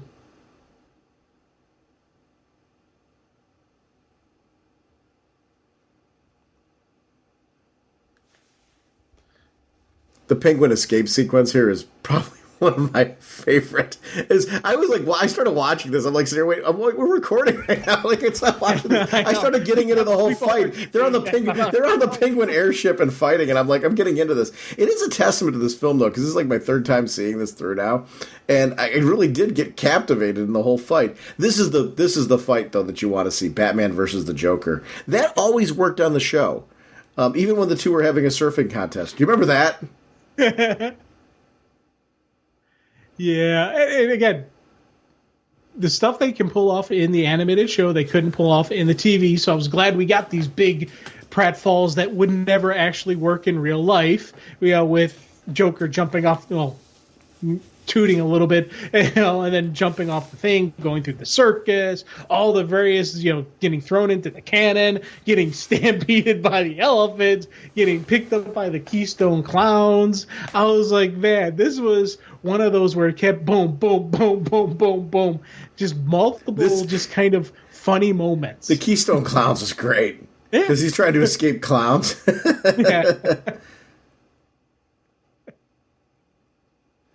God, man, it was just the laugh moments, but then, again, it goes to a more serious ending. And I was like, wow, I didn't see this coming. Dude, an ending where they're okay with the clowns taking the Joker away. Well, the clowns were taking him to prison because they're Keystone Clap clowns. Now, with, again, Batman appealing, trying to get Catwoman to join the force of good, and her trying to get him to join the force of darkness. I loved how this kept playing throughout this whole thing.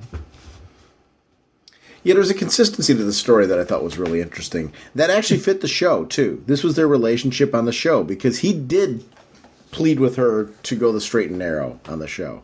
The two of them would have these special moments. I don't know if I remember them kissing, but man, they had these dialogue moments, like deep dialogue moments where it was just the two of them, and he would appeal to her. Yeah. No, I love the fact that she wanted to just go away, and we'll just go away and to sip tea in a coffee shop. Holy unfulfilled ending, Batman. I'm like, oh. This is stuff, you're right. There's certain things you can get away with that in this that you can't on television. And like her even falling into that, you couldn't have done that back then. Yeah, her doing the swan dive into that factory. Right. I was like, again, obviously she didn't die, but I like the fact that they kind of alluded to maybe she did. And even Bruce has that emotional moment. I wonder if at some point in time, I don't know how long they worked on this. If at one point they had Yvonne Craig in mind to have her in as Batgirl. I know, man. That would have been kind of cool. Because actually, I was thinking a couple times they could have had moments where she could have come in for the save. Yeah, it would have been just great to have her back in the show again. Because I always liked the season when Batgirl came on, season 3. Yeah. It was kind of fun to have that exploration. I always liked the seasons before, but I just thought that was something I thought added something cool to the show. I always wish one thing I remembered as a kid, I always wished they had done a Batgirl like spin-off or done more episodes with a Batgirl episode. So I always thought she was kind of cool.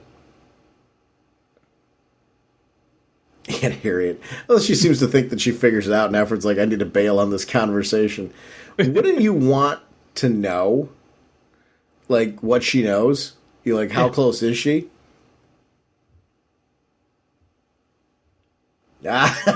This is what I mean by production values, though. This goes on for most of the end credits, this whole dance sequence that pops on.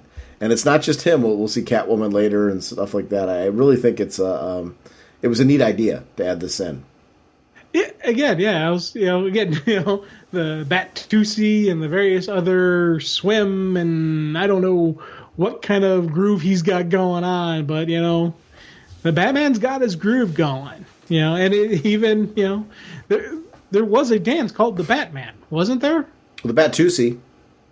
No, in the real life, they did, they did something with your fingers kind of doing like a mask across your face or something like that. That's the Batusi. Oh, okay. Yeah, the Batusi does his fingers across the face. That isn't really a true Batusi what he was doing, because he didn't do that whole finger thing. He just had his groove going. He's feeling the flow, man. He's going with the music, man. That's great. So, what would you want out of a second movie? Like, where would you want this to go? Oh, definitely got a continuation on what we're seeing here. And it's funny because I would like to see them resolve the fact that Catwoman isn't actually dead. I'm hoping they give us some type of nod that she's not actually dead, and that wasn't the end of her.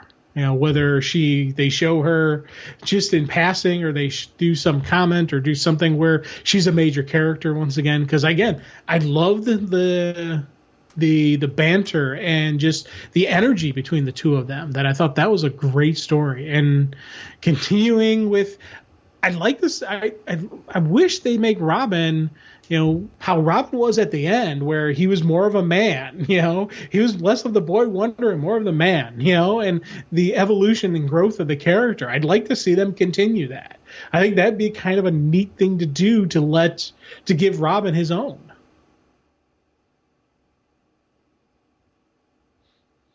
Yeah, right now I'm grooving with them, by the way. If I don't know if you can tell by the way my voice is fluctuating, I am dancing along with them.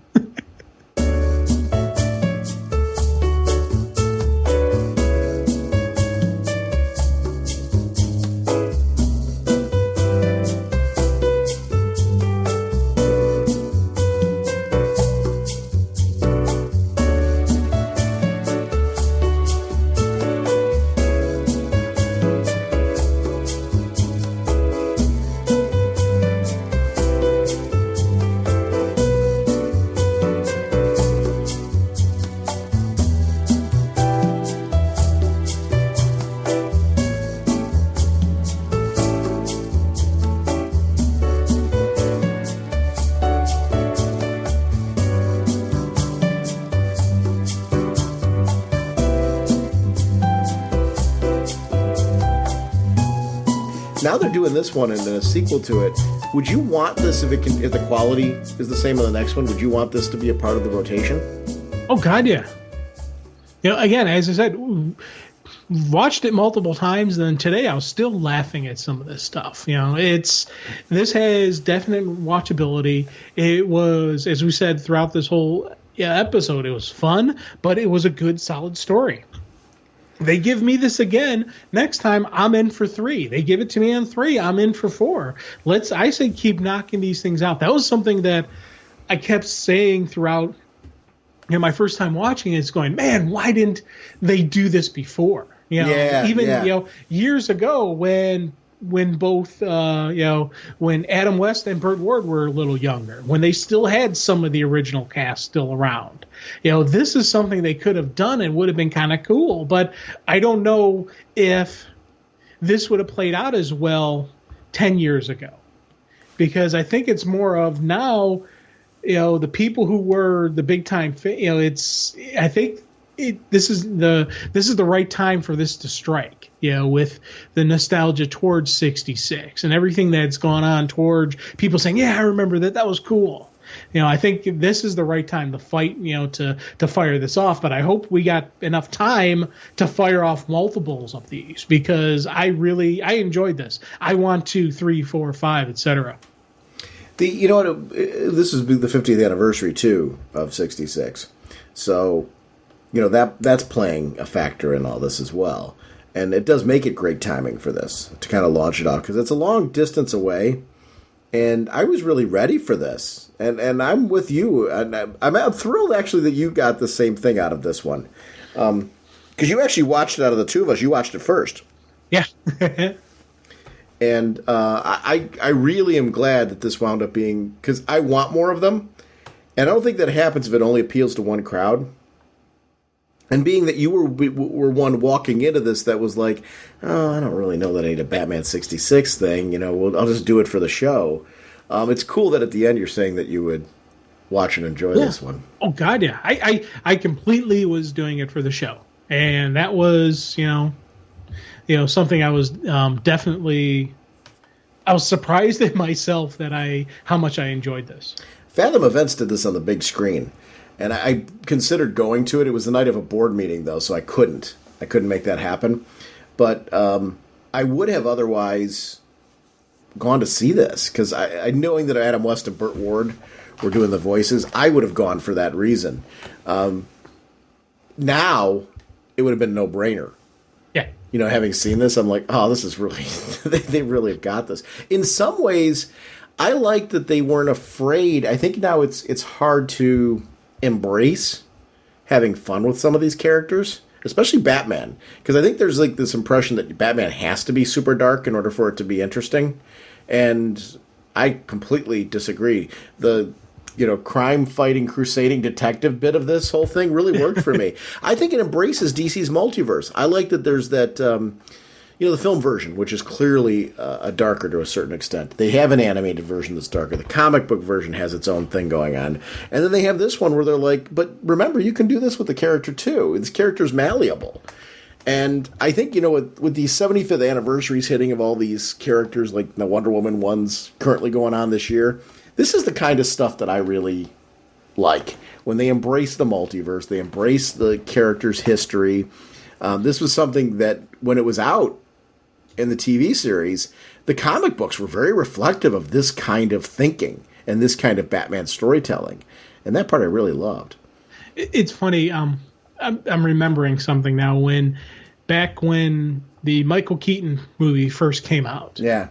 I saw an interview that Adam West did where he was like, it's so dark and they've gotten rid of from the fun and this and that. And I remember thinking, my younger self back then thinking, dude, you don't get it, man. You don't understand what the Bat's about. And I was a little bit kind of like, oh man, that guy doesn't get it, And now I'm sitting there going, okay, that young kid didn't get it. That young kid didn't, get the joy in what is Batman, how he does have this camp, he does have this fun, but he also has that darkness. He has that duality, and you need to have both this fun version of Batman, but you also need to have the Dark Knight. You need to have the duality of the character, because it's not just one way of looking at him. And it's funny because as an adult now, I'm going, dude, you didn't know everything.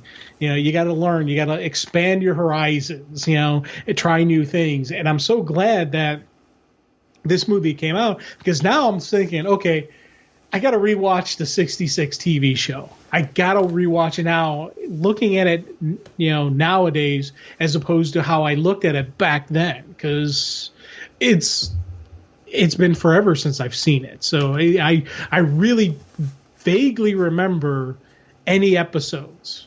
I remember bits and pieces and some little spotty stuff, but I really only remember Julie Newmar as Catwoman. I don't remember any Eartha Kitt stuff. And I know she was around for, most of it, right? Well, I think what ended up happening was these people had conflicts, because there was more than one Two-Face. Not Two-Face, I'm sorry. What do you call it? Mr. Freeze. There were certain characters there was more than one of. Not many, but there were certain characters because of the fact that they had written the story and they couldn't. There was two Riddlers. There were? Yeah, Gomez from Addams Family. Oh, yeah. He played the Riddler, too. Oh, my God, I forgot. Yeah. Yeah. So it was interesting to see that those. This was like the who's who. Like, people wanted to be on this show, especially the first two seasons, because if you were on it, you were like a veritable. You really were a who's who of who was in Hollywood at the time. So to your point about Shatner, I'm surprised he wasn't on this. Yeah. Well, he gets a shot now. Let's see what this kid can do. Absolutely. Holy caffeine! How you doing, Sean and Jim? This is Rasul again, calling to say that I've reached 235 episodes on your podcast and wanted to give you a review. Once you got in the 200s, you guys really hit your stride. It was already a good podcast. Now it's great. But I have a few concerns about the new Rebirth, about the books twice not be coming out. I'm hoping DC can keep up this rapid pace. to keeping at least the iconic titles coming out at 2 times a month. But I'm also worried about fans who think it's probably overkill, and I would like to know what you and Jim think about the books coming out twice monthly. Another concern that I had was, how long do you think comic fans need to wait for these rebirths? Now, we've had 3 in the last 30 years, so what do you think is a good timeline before the comics need to revamp the characters? I would like your thoughts on that also. But on a good note, if you guys are ever in the Minneapolis area, if you visit Hot Comics, what's the significance of that comic shop is that the great nephew of Martin Goodman is the nephew and owner of that store, and he's also the nephew of the great Stan Lee, the founder of the modern Marvel Comics. And if you guys are ever in Orlando, Florida, it's a comic shop called Gods and Monsters with 20,000 square foot. And I know you guys are big wrestling fans. It actually has a wrestling ring, and I watch wrestling matches when I go to Orlando, Florida, and watch different shows, and it's wonderful. And you guys have a pleasant day, and make mine raging bullets. I love that he gives us kind of like a Marvel tagline at the end. It was funny. He was talking about the Rebirth and the twice monthly issue. I don't know that bothers me any as long as the quality stays high. I don't think it'll bother fans as long as the quality stays. Here's the thing, like certain books like Batman and Superman, what they've done is they've dropped the number of Batman and Superman titles so that it can kind of accommodate what's going on with those books. So, instead of having 4 different Batman books, they've broken it down. Although it technically is, there's kind of like one extra Batman book now with that All-Star Batman, because both Detective and them are doing it, but that's still pretty normal. Superman, the same thing. He usually has that many titles, because Superman had that weekly numbering, that bulleted weekly numbering that we were, remember and loved. So I think this has gone that route again. So I don't really have a problem with it. The quality's the key, though, and I think that where fans will start to cry foul is if the quality drops, you're gonna have to go back to changing these books somehow so that they'll appeal to the fans. And I think that's the answer to his other question in my mind. And you might have different ideas. In my mind, how often do you have to do these rebirths or rework the books? Because I don't know that you have to necessarily go back to ground zero or square one or in order to do that. But I think a refresh of the line is when it gets stale and when fans start to lose interest. Or when you realize that a direction you went in has started to lose you a fan base. You can't be stubborn with that. You've got to take a look and say, okay, who's my current readership? How do they feel about these books? How do I hold on to them while trying to attract our lapsed readers again? Because there's a lot of competition out there. I think that's probably one of the key answers to it. But what are your thoughts? Well, kind of agree with you on the multiple titles. As long as they keep up quality, I'm happy. And I like how each book is doing their own kind of groove and how they're telling the story and what story they're telling. Wonder Woman, we've got the year 1. We've got the flashback, and then we've got present day. And they're jumping back and forth, and pieces from the past is going to affect the present day, and you're going to see this flush out, and you're going to get a full story that way. And I like how Wonder Woman's doing that. But then on with the Bats and the super titles, they're not doing that, but I'm okay with the fact of how they're telling their story. It's each of the creators has to have their plan, and they got to lay out how they want this to go, how they want to do it. And I think we're getting that. We're getting these creators who are using this different way, this different storytelling medium, and they're tying it into the book. And as long as they keep that up, they're going to keep giving us good stuff. You give me something good, I'm happy. I'll keep reading, and I won't, have an issue with, twice a month. And it's funny with us, I kept thinking, and I want more. So when they announced they were doing this, I was kind of cheering, because I want more comics. I want more reading. I want, more story coming out, because that'll give them time to really delve into a story. Instead of having 12 issues a year, they've now have 24 issues a year, and I like the fact that they have that, and I like how some of the creators are embracing that. So throughout this, I'm really happy. And with the universe changing and whatnot, I think you touched on something. I'm very glad you mentioned it about how they can't be a comic book company can't be so locked in that they're afraid to change it. They're afraid to admit they made a mistake, or they're afraid to admit, okay, this isn't exactly working the way we want it. We need to tweak it. Because you think back to how they initially did 1 year later, where they're like, it's not working. And then they tweaked here, then they tweaked here. You had the new 52 come out, and people were getting mad because, hey, I'm missing my classic stories. Well, now they're using Rebirth to kind of say, see, what you had actually existed. And now they're using the story to try to bring some of that back in. They're not going to completely abandon this, rebirth and younger version of the DC universe, but they're going to use this event to probably pull in some of the classic. We're already seeing the classic Superman that's married to Lois Lane, who has a kid in this universe. They got rid of the original the new 52 Superman.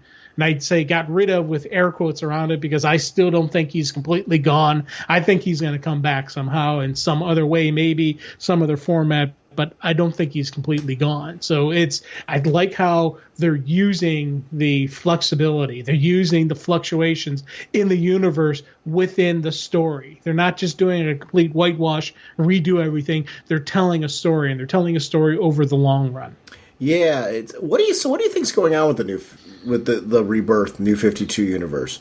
Do you think these are the same characters from the past, or is this a totally brand new universe?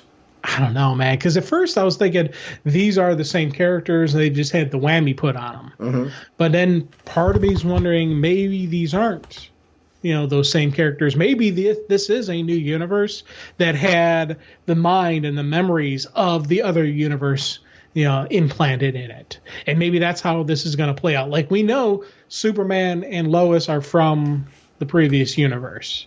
But again, as I say that, we know that only because of that side story that told us, oh yeah, we pulled them from that universe. Well, did he actually pull them, did tell us actually pull them from that other universe? Or was that all part of this giant crazy mystery of Watchmen that, created this? What's to say what is real and what's not? And I think that is the grand mystery of what actually is going to happen and where this is going to play out. That's the thing I'm really excited for. And that's the thing I really want to see how that plays out. And I think that is something they're doing a great job with.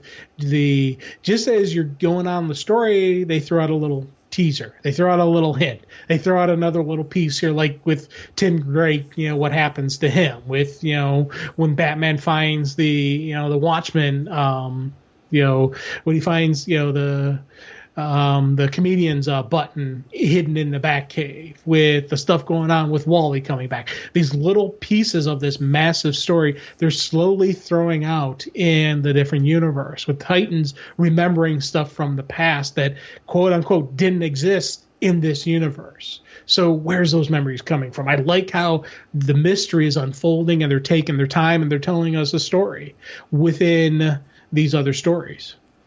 I think the reality of what's going on, whether or not these are the characters in the past or not, there's key books that are pivotal to that. What's going on in Superman? It's pretty pivotal to that right now. What's going on in Detective Comics is pretty pivotal to that right now. I would also say Titans. Those are books that are going to be pretty critical to this whole thing. I don't think those are going to be the only titles. I think we're going to see more that bleed into this. Something's coming. Something's brewing. Yeah. I don't really care which way it goes. Like, I have my own belief. I still believe that these are the characters from the previous universe. I believe that's going to be discovered throughout this. I might be wrong. And I'm fine if I am. Half the fun of speculating is trying to figure things out beforehand. And if you're wrong, great. I don't care. I like that I'm passionate about it right now. That says a lot about the storytelling. Like, I've had some debates on the Facebook group with people who I really like. As far as they have certain beliefs about what's going on in this universe, and I've had certain beliefs on it. But that's fun, right? I mean, you should be passionate about these stories, and you should care to try and figure out what's happening. And if you don't, that's where they're missing the boat. And that's maybe when you should start thinking about a rebirth or a refresh. Yeah, because people just don't care. when you're not thinking off page, when Right. you're just ingesting what's going on and moving forward, and not excited to actually have a discussion, not to think maybe this is going on, maybe this is going on. When you lose that fire, that's when you got to change stuff. That's when you got to ignite the fan the flames here. You got to get this going, get the groove and get the fire going back on within your creators, within your fan base, within the universe itself. The universe has to feel alive. And that's the thing that right now going on. The DC universe feels like it's a living entity itself. It's not just a place that has these different comics. The actual universe itself plays a factor in the overall story. And I love the fact that we have that groove and we have that feeling and we have that, that continuity that is across the board. Everyone complained, oh, they killed the continuity. No, they didn't. They changed the face of the continuity. And now we have this continuity. We have this strong DC universe. And that for me is the biggest thing that's come out of Rebirth. Now, I'm not knocking previous continuities, previous universe, because we had some great universes that came out before this. But for me, that is something I'm really getting the feel and the vibe of, with Rebirth, that they really did give us a really solid, strong universe. Are they shucking that corn and churning that butter? Oh, yeah. You were starting to rattle them off there. I'm like, how many of these is he going to sneak in that tirade? That was great. Funny. I get in the groove sometimes, and I just start speaking, and words come out, and I don't know what I'm saying. They're going to get back on and ride that horse. It was honestly, I love the recommendations of the comic shops, because a lot of times I don't know the history of them, and the fact that there's certain relations there, or like the one's got a wrestling ring in it. I'd love to go see that. That's kind of cool. I think comic shops nowadays really, need to have that special novelty or those special pulls that pull them in. That there's something to them. I do notice the ones like in our area, Northeast Ohio, I commend them for what they do. They have a lot of events and things going on there to like draw in younger people.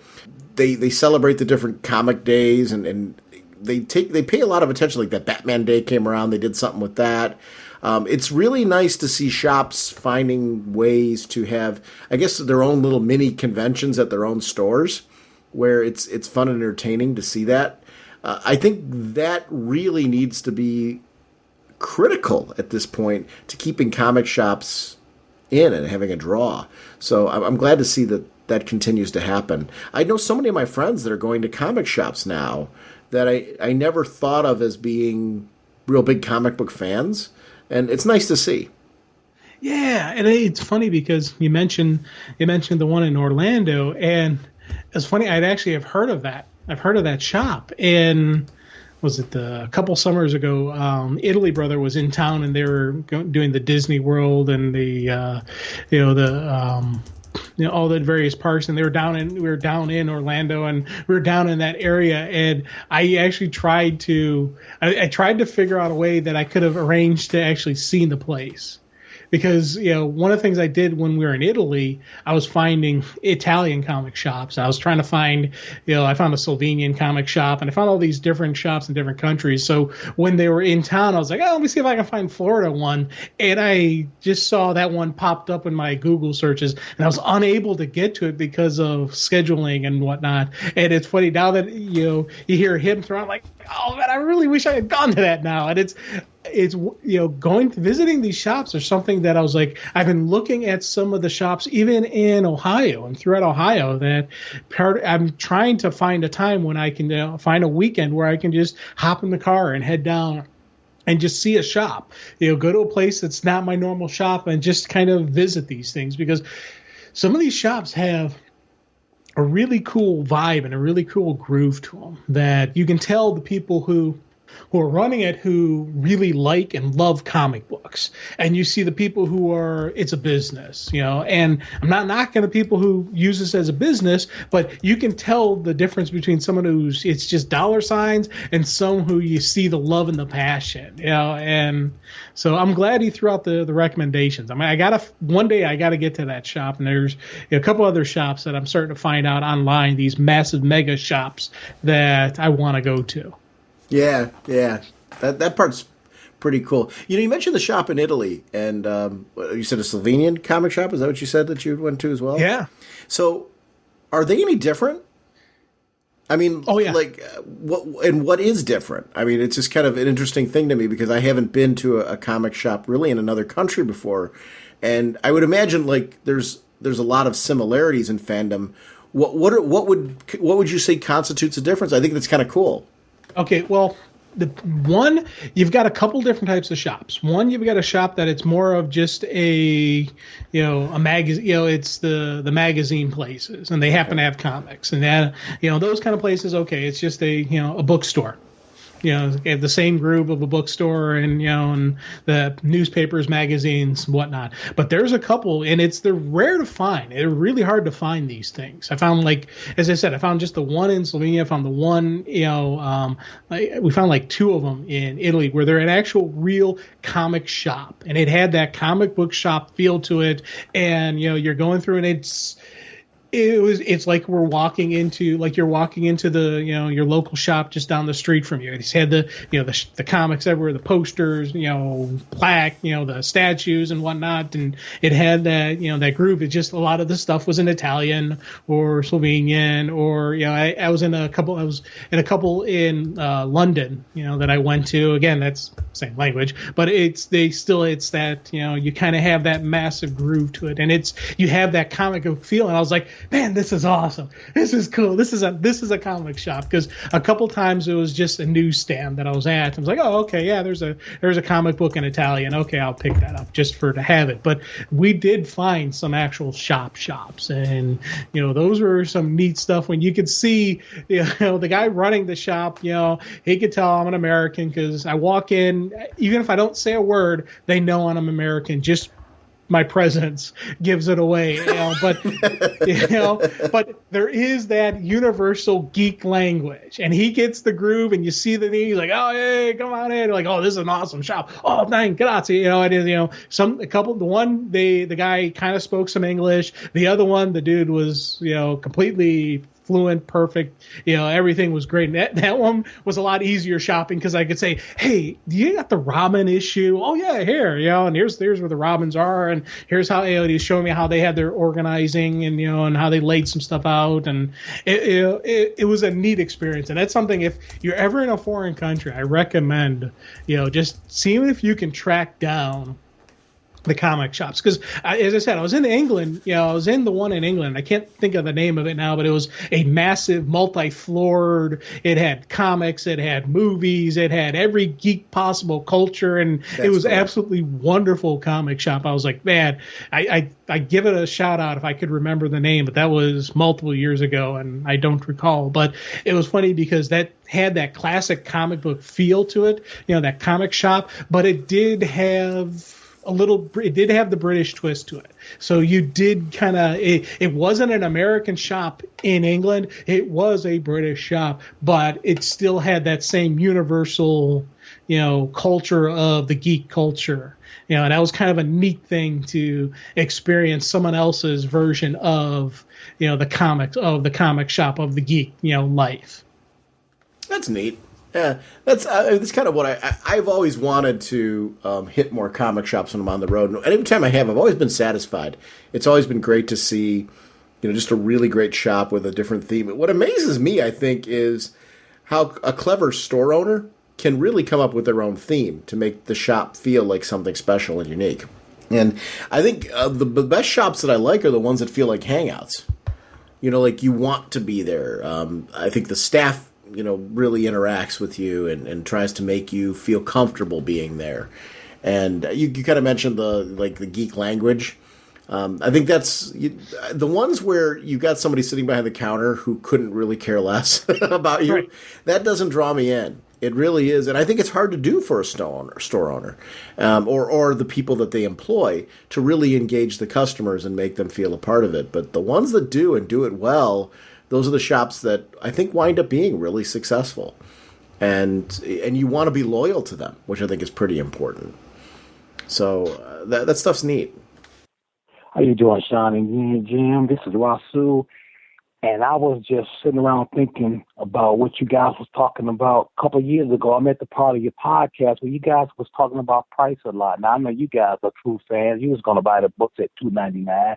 But what no one is taking into consideration, it's been 5 years since this price cut, and DC is still at $2.99. I don't think anyone's taking that in consideration, which is a great thing for us fans, because we can get more books, And I also like to thank you again for recommending me this great graphic novel, The Omega Man. I was always a fan. I remember him when he first appeared back in Green Lantern 141 back, that's over 30-something years ago. And I got that recommendation from you guys just by listening to going through your notes on your podcast page. And I'd like to thank you for that. And I also like to thank you guys for introducing me to InStockTrades.com. Man, you guys are going to have me broke, because even though at my comic shop, they give me 25% off of everything, but it's trades on this thing that's all over 40% and 50% off. So you can actually catch up, anything you're trying to get done. Get caught up on, especially in trade, because I told you at first I was an anti-trade guy, but I came around to your form of thinking that comic books need to be read in whatever form you can get them in, because everybody don't have time to track down floppies, and this is a great way of getting back caught up again. But hey, I'd like to thank you guys for those introductions to this great book, which I'm reading now. And you guys have a pleasant day, and I will see you again, and make mine raging bullets.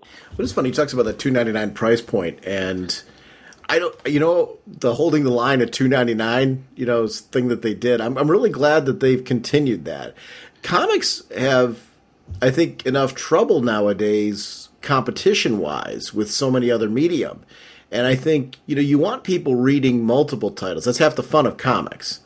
And I think if you're going to be introducing a new audience to it, you need to be able to consider the fact that they have other hobbies and things that they're going to be trying to maintain and keep up with. I'm thrilled that they're managed to somehow maintain that price point and make it work. Obviously, you and I take advantage of services like DCB service and stuff like that too, to further maximize that price point. But it really does help when you're trying to budget out a comic line and read many titles, however many you can read, whether it's anywhere from, 1 to 2 to 5 to 10 to an entire line. It makes it much easier when you've got a price point locked in place. Yeah, and it's easy recommending, in stock trades, because that's actually, we use that. That's not just us plugging, shilling somebody. That we use that, and that's something that has helped me get massive library that I have that's starting to overflow my house. So I'm right with you, Russell, about I'm going bankrupt here, but I'm happy. So this can be a very costly hobby. And a while ago, I wanted to see what would cost more, a crack habit or my comic book habit. Wait, what? What? Wait, I gotta hold on. You gotta stop. You've got to stop. Hold on. Okay. I have all kinds of questions by even thinking. Okay. Like, why did you sit there and say to yourself, listen, I mean, like, if I was going to start a crack habit, how much would it cost me? Like, were you looking to see if you could afford one, or what was going on here? Okay. Do I need to do an intervention? You do not need an intervention. It's okay. Now, the reason this thing came about was because I was having a conversation with someone at work where they're talking about my addiction, that I was addicted to the comics and yada, yada. It was the whole joking around about the intervention. They were having that same kind of humor, but it was the joke about, they needed intervention about me with the comic books. Yes, it started off just one or two titles. It was just because I remember initially when we first started doing the show, I was spending $20 a month.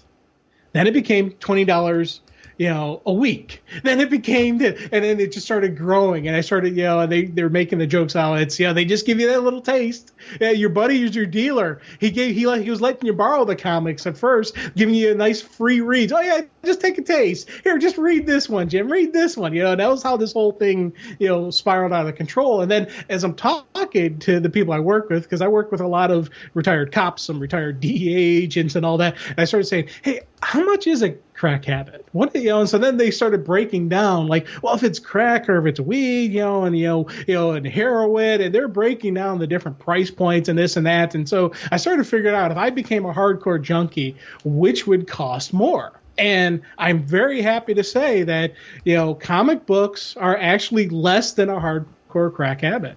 If you're a hardcore junkie, you're going to drop more than what I'm currently spending on comics. So that's why you don't need to worry about intervention, because I am a bit of a cheapskate. So I am going to stick to the more cheaper way of, enjoying myself with the comic books. Okay, hold on. I got to stop you there. So wait, what would you do if crack was cheaper? I mean, I'm a little confused on the thinking and the economics driving this. Like, here's the thing. I'm pretty sure if comics I'm not pretty sure, I can guarantee you, if comics went to some astronomical price point and I could no longer afford comics, I'm not going to turn to crack.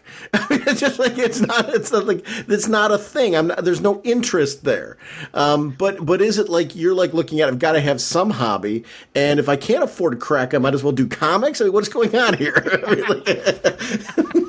No, I think actually the hardcore stuff like crack and heroin, I can honestly say I've never had any desire to try that stuff. So I can honestly say that you don't have to worry about me going that route. If comic books had this astronomical price point, I don't know what I would do, because I don't know. I'm an addict. I fully admit I am 100% an addict personality, where 1 is good, 1,000 is great. I have that mindset. And that's one of the things why I'm very careful with drinking, where I don't keep alcohol in my house because of the fact that I am worried that I would become an alcoholic. I've got that mindset, that trigger in my head. When I was in college, I had a bit of a drinking problem when I was in college, and I was able to recognize the fact, I'm able to recognize these personal traits about me. So I need something to fill that addiction. So if comic books ever got extreme, I don't know where I would go. I'm not saying I would become a junkie, because there's a lot more problems that is associated with that. But I'd have to find some new, addiction, and I don't know what it would be. And it's something that lately I've been looking at, trying to figure out to have something other than comic books for my enjoyment. And now I'm not thinking drugs, so don't worry about that. I'm trying to figure out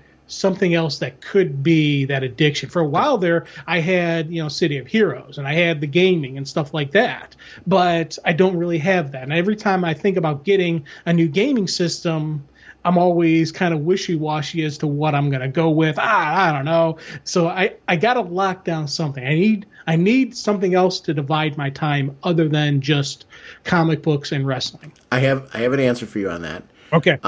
Collecting acorns. Now, that may seem odd to you right now. Okay. But we have this acorn tree, and we just got a deck redone at our new house. So this acorn tree drops acorns all over my new deck all the time. I need them to go somewhere. I will buy you a hat to put them in, because it just seems like something you should collect in a hat. So I'm going to buy you a hat, a fedora, if you will, that you can come around at my house and collect acorns, and this will be your addiction. Here's the great thing about it. It's cheaper than comics. So, like, as far as fitting your, like, whole scheme there, like, saying, okay, listen, I'm not going to bust the bank. This will cost you nothing. As a matter of fact, we'll give you dinner. Okay? So, I mean, like, you're actually making money off of this to a certain extent. And you don't have to pay for your own fedora.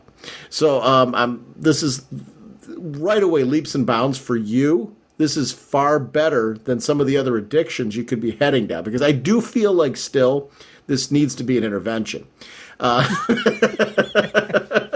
Because especially where some of that went, I feel like I've got to step in and just say, listen, I've got to give you other options here. Taking the joking out of it, actually, one of the things I admire about what you say, I do feel like I don't want to joke about certain parts of this, because I actually like that you're like sitting here like self-evaluating yourself and saying, listen, I need to be measured about certain things because I have this type of personality. And it's just, I think it is important for people to know themselves and to measure themselves. I think it's part of growing up. I think it's part of things that we all do. I look through my life and, I've made decisions during my life sometimes due to, being addicted to things and, like having hobbies and not measuring myself enough. And I think you've got to be measured in the things that you're doing. We're big advocates of this hobby. Russell's point, we was talking about the Omega Men. We try to make recommendations of books that we're really enjoying and also ways to get those at a price point. Like, in stock trades, I was using that before they were a sponsor of ours. And one thing I love about them is you save money. And this hobby is expensive. Even though, they're holding their price line and all that type of thing, I'm a big advocate for helping people stretch their dollars because we all want to read more, right? But we want to stay within our budgets. And I'm an advocate of that. I've never been an advocate on the show of saying, hey, like bust the bank or anything like that. It's more of a, listen, if you're going to buy a trade and you can go somewhere and buy two, why wouldn't you? It's kind of a neat thing. And then you can read more and enjoy more and stay within your budget, which is really one of the things I like about the sites that do sponsor us is that. But when you mentioned being measured yourself, I think that's something in life we all need to kind of figure out what, with any addiction and things like that. To your gaming one, though, because I got to go back to that, I'm going to say I'm the biggest advocate for getting a PS4 because I'm off work tomorrow. I took a day. Which, that's, it's a day that I'm due. My wife and I are going to be hanging out tomorrow, but I purchased something today, speaking of addictions, because I am a gamer. I love this kind of stuff. I got a PSVR, and I haven't had a chance to hook this doggone thing up yet. But do you know what I'm going to be playing tomorrow? And it says it's a 90-minute game, and then there's a reason to go back and play it again for certain trophies. They have Batman Arkham VR. Nice. It's a 90-minute experience where you are Batman. You literally, when you're looking through your eyes, it's the eyes of Batman. So, I am so into this because it's those Arkham games that have been really popular. It's the same company, Rocksteady, that made it, and they use their assets that are in the game in order to make this. It's a detective mystery story. And obviously there's limitations on what you can actually do in VR. But every review I've heard of it, for Batman fans, this is the game you want to play. So you can play it. I guess the storyline mission, if you play it through, it's going to last you about 90 minutes, is what they said, and it's not the price of a full game. But there's a reason to go back and play it again for these Riddler trophies like they have in the regular Arkham games. So I don't know. I'm looking forward to it being that experience and just really enjoying it and being a part of it. But that's what I'm doing tomorrow. I'm all about that. That's going to actually be my first VR experience is throwing that one on. I got to do a demo of this thing at Best Buy, and they did this thing called The Deep, where you're inside a shark cage, and it's like a passive experience. You're not doing anything, but you're being lowered into the water. And as you're going down, you're looking around and you see all these different kinds of fish and you see rocks and things dropping down around you. You really feel like you're in this thing. And you can look behind yourself and see what's going on behind you. Well, then you get a great white shark comes and attacks you. And I'm I had to look like an idiot at the store. Because I'm kicking at this thing, waving around, because you can't. You're not doing anything. You're sitting there watching this, but it felt real. And it's clearly when I say it felt real, there's limitations as far as the kind of images that the cameras in this, because it's not as expensive as some of the other VR units. But man, for when I was in that experience, it's pretty immersive. And it really, this thing coming and attacking your cage and stuff, I was kicking at it. And I'm sorry for spoilers for anybody out there listening to this, but I'm going to be honest with you. The spoilers aren't going to hurt you any because, quite frankly, I knew going into this that there was some shark attacking me thing. Because if you're going into a shark cage and going down, what else are they going to do to you? Right. And I literally was kicking at it. Nice. You can't see that on screen, but I felt like I should be. So it's a cool experience. It's like being in an interactive movie on it. Not really interactive. I'm sorry. It's like being in a movie where you're like in there and just kind of going, "Oh, I'm living this right now," and I thought that was really neat. I don't know. So that's my day tomorrow. I'm going to be enjoying that. Cool. So that then before I get to the new WWE game. Yeah. But that's why I would say I'm a big advocate right now for a PS4, just because of the VR. Here's the funny thing. Your PS4, my brother Bill is with the X's.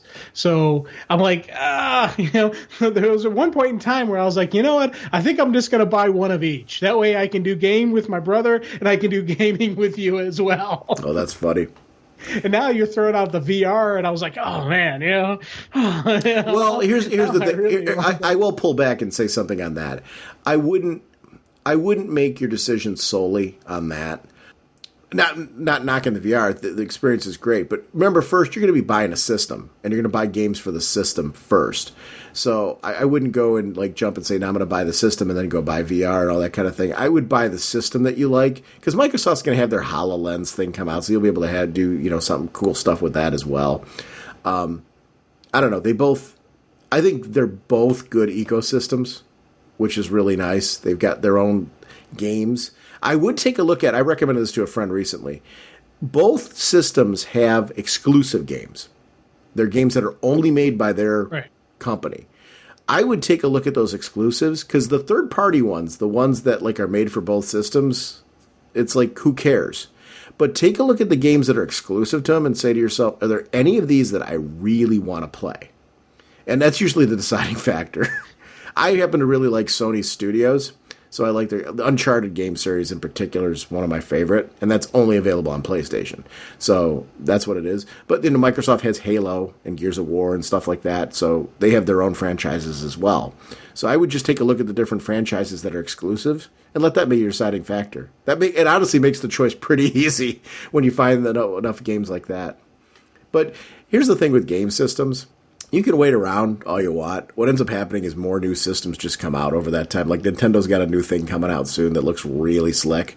But, how long are you going to wait? When you're ready, you'll know it. At that point in time, I would take a look at whatever systems are out when you're ready. I'm not saying, you need to do this tomorrow. I don't mean it that way. What I mean is you're going to know when you're ready to buy a game system. And when you do, I would just highly recommend take a look at the exclusives that are only available on that system. And let that be the deciding factor for you. Because the other stuff's going to be available on both anyway, so who cares? Yeah. And knowing me, as I said, I am an addict. I'll probably end up getting both. Yeah, it's easy to think that way. Here's my issue why I don't end up getting both, because I'm not I'm a PlayStation gamer. I'm not anti-Xbox or anything. I've actually had an Xbox before, and I quite liked it.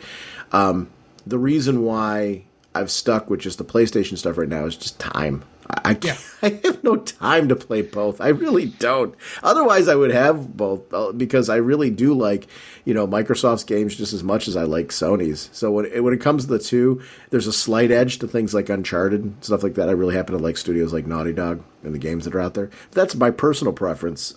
That's not to say that Microsoft doesn't have great studios. They do. So I don't know. That stuff is just kind of fun. I look forward to seeing what you end up grabbing on that, because I think it's something you'll really like from an interactive standpoint. Because the new games are really cool. Yeah, I know, man. So I'm seeing all this different stuff out there. I'm like, oh man, I want to be playing now. What the heck? And it's weird, because when I take the moments where I'm like, okay, today's the day I'm going to go, head up to Best Buy. I'm going to get something. Something always happens. Like, I've got something happens with my car, something happens with, my folks, I got to help them out. I've got, various problems with friends. I've got stuff going on at work. Next thing I know, it's, 7:00 on Saturday. And I'm like, oh, okay, well, there's that day's done. And I'm like, and it's weird, because it's like, something in the universe is preventing me from buying a game system. You need to check out the virtues of a crack habit versus reading comics. Exactly. Maybe I got to read and go back to that. This is why I love podcasting with you. The tangents that you'll go on sometimes, like, did he really just say that? I mean, like, we're really having this debate. The show never, after how many episodes we've done of this show, you still amaze me. That's why I bring the magic. You do bring the magic. I will not deny that. Yeah, the game thing, though, I'm curious to see what you end up doing with that. That'll be, I think, a fun hobby for you. You'll enjoy that. You filthy criminals. I want to remind everyone about our show voicemail line. It's 1-440-388-4434 or Dr. Norge on Skype. It's always in our show notes. It's always available on our website. We love having you a part of our show, so please feel free to send us your messages and your thoughts. We'd love to talk about them on the podcast. I want to remind everyone about RagingBullets.com. It's our show website. That's when we release the episodes. We pump it out there first. It feeds Twitter. It feeds Facebook. We have a Facebook group community that I'm proud to say we are a part of. It's grown so far beyond our show. It's really due to the testament to the great people that are there. Fellow podcasters post there. Bloggers post there. Fans of the show post there. Fans of comics post. There's a lot of people I know that are part of the group now that don't listen to our podcast. I'm cool with that too. Or they're very casual listeners of our podcast. It's a great community. So please consider joining that group and just being a part of the great discussions going over there. We're on Google Plus. I'm on PlayStation Network. However you like to communicate, we're there for you. So please feel free to join into our discussion. And I do want to say again, I want to thank people who shout us out. Every so often we get the word that people have shouted us out, on a forum or a page or just told a friend. Whether you're telling one person or you're tweeting out that you listen to the podcast, whatever you do to kind of communicate to people, we don't have an advertising budget. So, we're kind of an underground movement, and we really appreciate if you're enjoying our podcast. And I would say this of any podcast out there. You getting the word out of podcasts that you're enjoying and just letting people know that this is a thing that they can enjoy. We really appreciate that. Jim, we're sponsored once again by DCBService.com and InStockTrades.com. What is happening at DCBService.com? Bundles, bundles, bundles. They're continuing their support of the DC Rebirth with 4 separate bundles for Rebirth covering the different titles. All of those bundles 50% off. They're doing continuing for the limited series, 50% off. For the Young Animals series, bundled 50% off, as well as for the Vertigo series, the new issues, 50% off. As well, continuing with that 50% off, they have the DC Rebirth Holiday Special. Is that a bundle, Jim? That's a solo. That's only the one, right. But they only have the one thing out there. But they're still giving you 50% off of it. $4.99 for the Holiday Special. Thank you, thank you, thank you, DCBS. I want to remind everyone that they are a digital partner too, whether you do Comixology or My Digital Comics. Make sure to link those accounts to your DCB service account and get 5% of those purchases towards your DCB service order. It's a great way to save some money. Over at InStockTrades.com, they have the DC Universe by Neil Gaiman Deluxe Edition, 50% off, only $14.99. It's a great collection of some really cool comics. Superman, the American Alien hardcover, 50% off, only $12.49. 75th anniversary of Wonder Woman leads to the Golden Age Wonder Woman Omnibus Volume 1.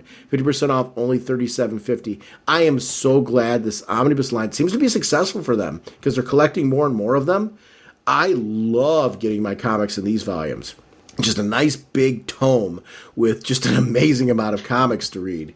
And I really am enjoying that part. So thank you, InStockTrades.com, for making it possible to be able to get more of those. I do want to shout out once again the Apama, the Undiscovered Animal Volume 2 Kickstarter. Jim and I are huge fans of this. We've had them on the show before. Just terrific people. Please consider supporting this project. Go to the website. The links are in the show notes. This is a project I really believe in. It's an anthology. It's based out of Cleveland, Ohio. The artwork is amazing. The story is amazing. Check out the trailer. See if it's for you. If it's not, please consider tweeting it out and sharing it.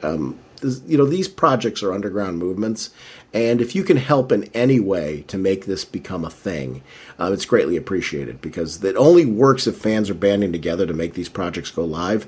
I totally respect if it's not for you, but please shout it out to some friends who it is for, because this is a project that really people will be very satisfied with. It's also a great way to get both volumes, so you can get the first 11 issues of the series by collecting the 2 volumes. It's great stuff. Jim, our next episode, why don't we mix it up a bit and talk some comics and some TV shows? And like maybe we'll do a series of episodes where we do that. We kind of start catching up on some of our favorite TV shows. And I'd also talk about some of our favorite comics right now, because I want to blend them in. There's a lot of stuff going on in the DC television universe that I think we just want to start talking about on the show. So I think we'll do some organic episodes now where we just kind of jump in and chat about our favorite shows, and we chat about some of the comics right now for the next few episodes. So we will see everyone then. Bye! On November 13th, Sean Whalen was asked to stop constantly talking about comic books. That request came from his wife. Deep down, he knew she was right, but he also knew that someday he would find someone that would talk to him. With nowhere else to go, he appeared at the home of his childhood friend Jim Segulin. Sometime earlier, Segulin's boss had requested that he shut up about his comic books and never speak of them again. Can two grown men put out a DC Comics podcast without driving each other crazy? It's Raging Bullets, the DC Comics fan podcast.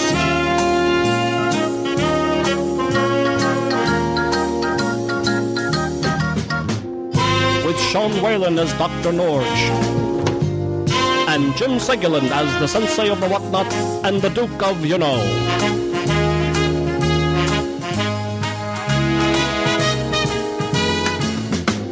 It's a spoiler podcast, so they will go in depth into the plot line, story twists, and whatnot of the comics they are reviewing. So if you haven't read the books, you may want to come back later so you may better enjoy the show.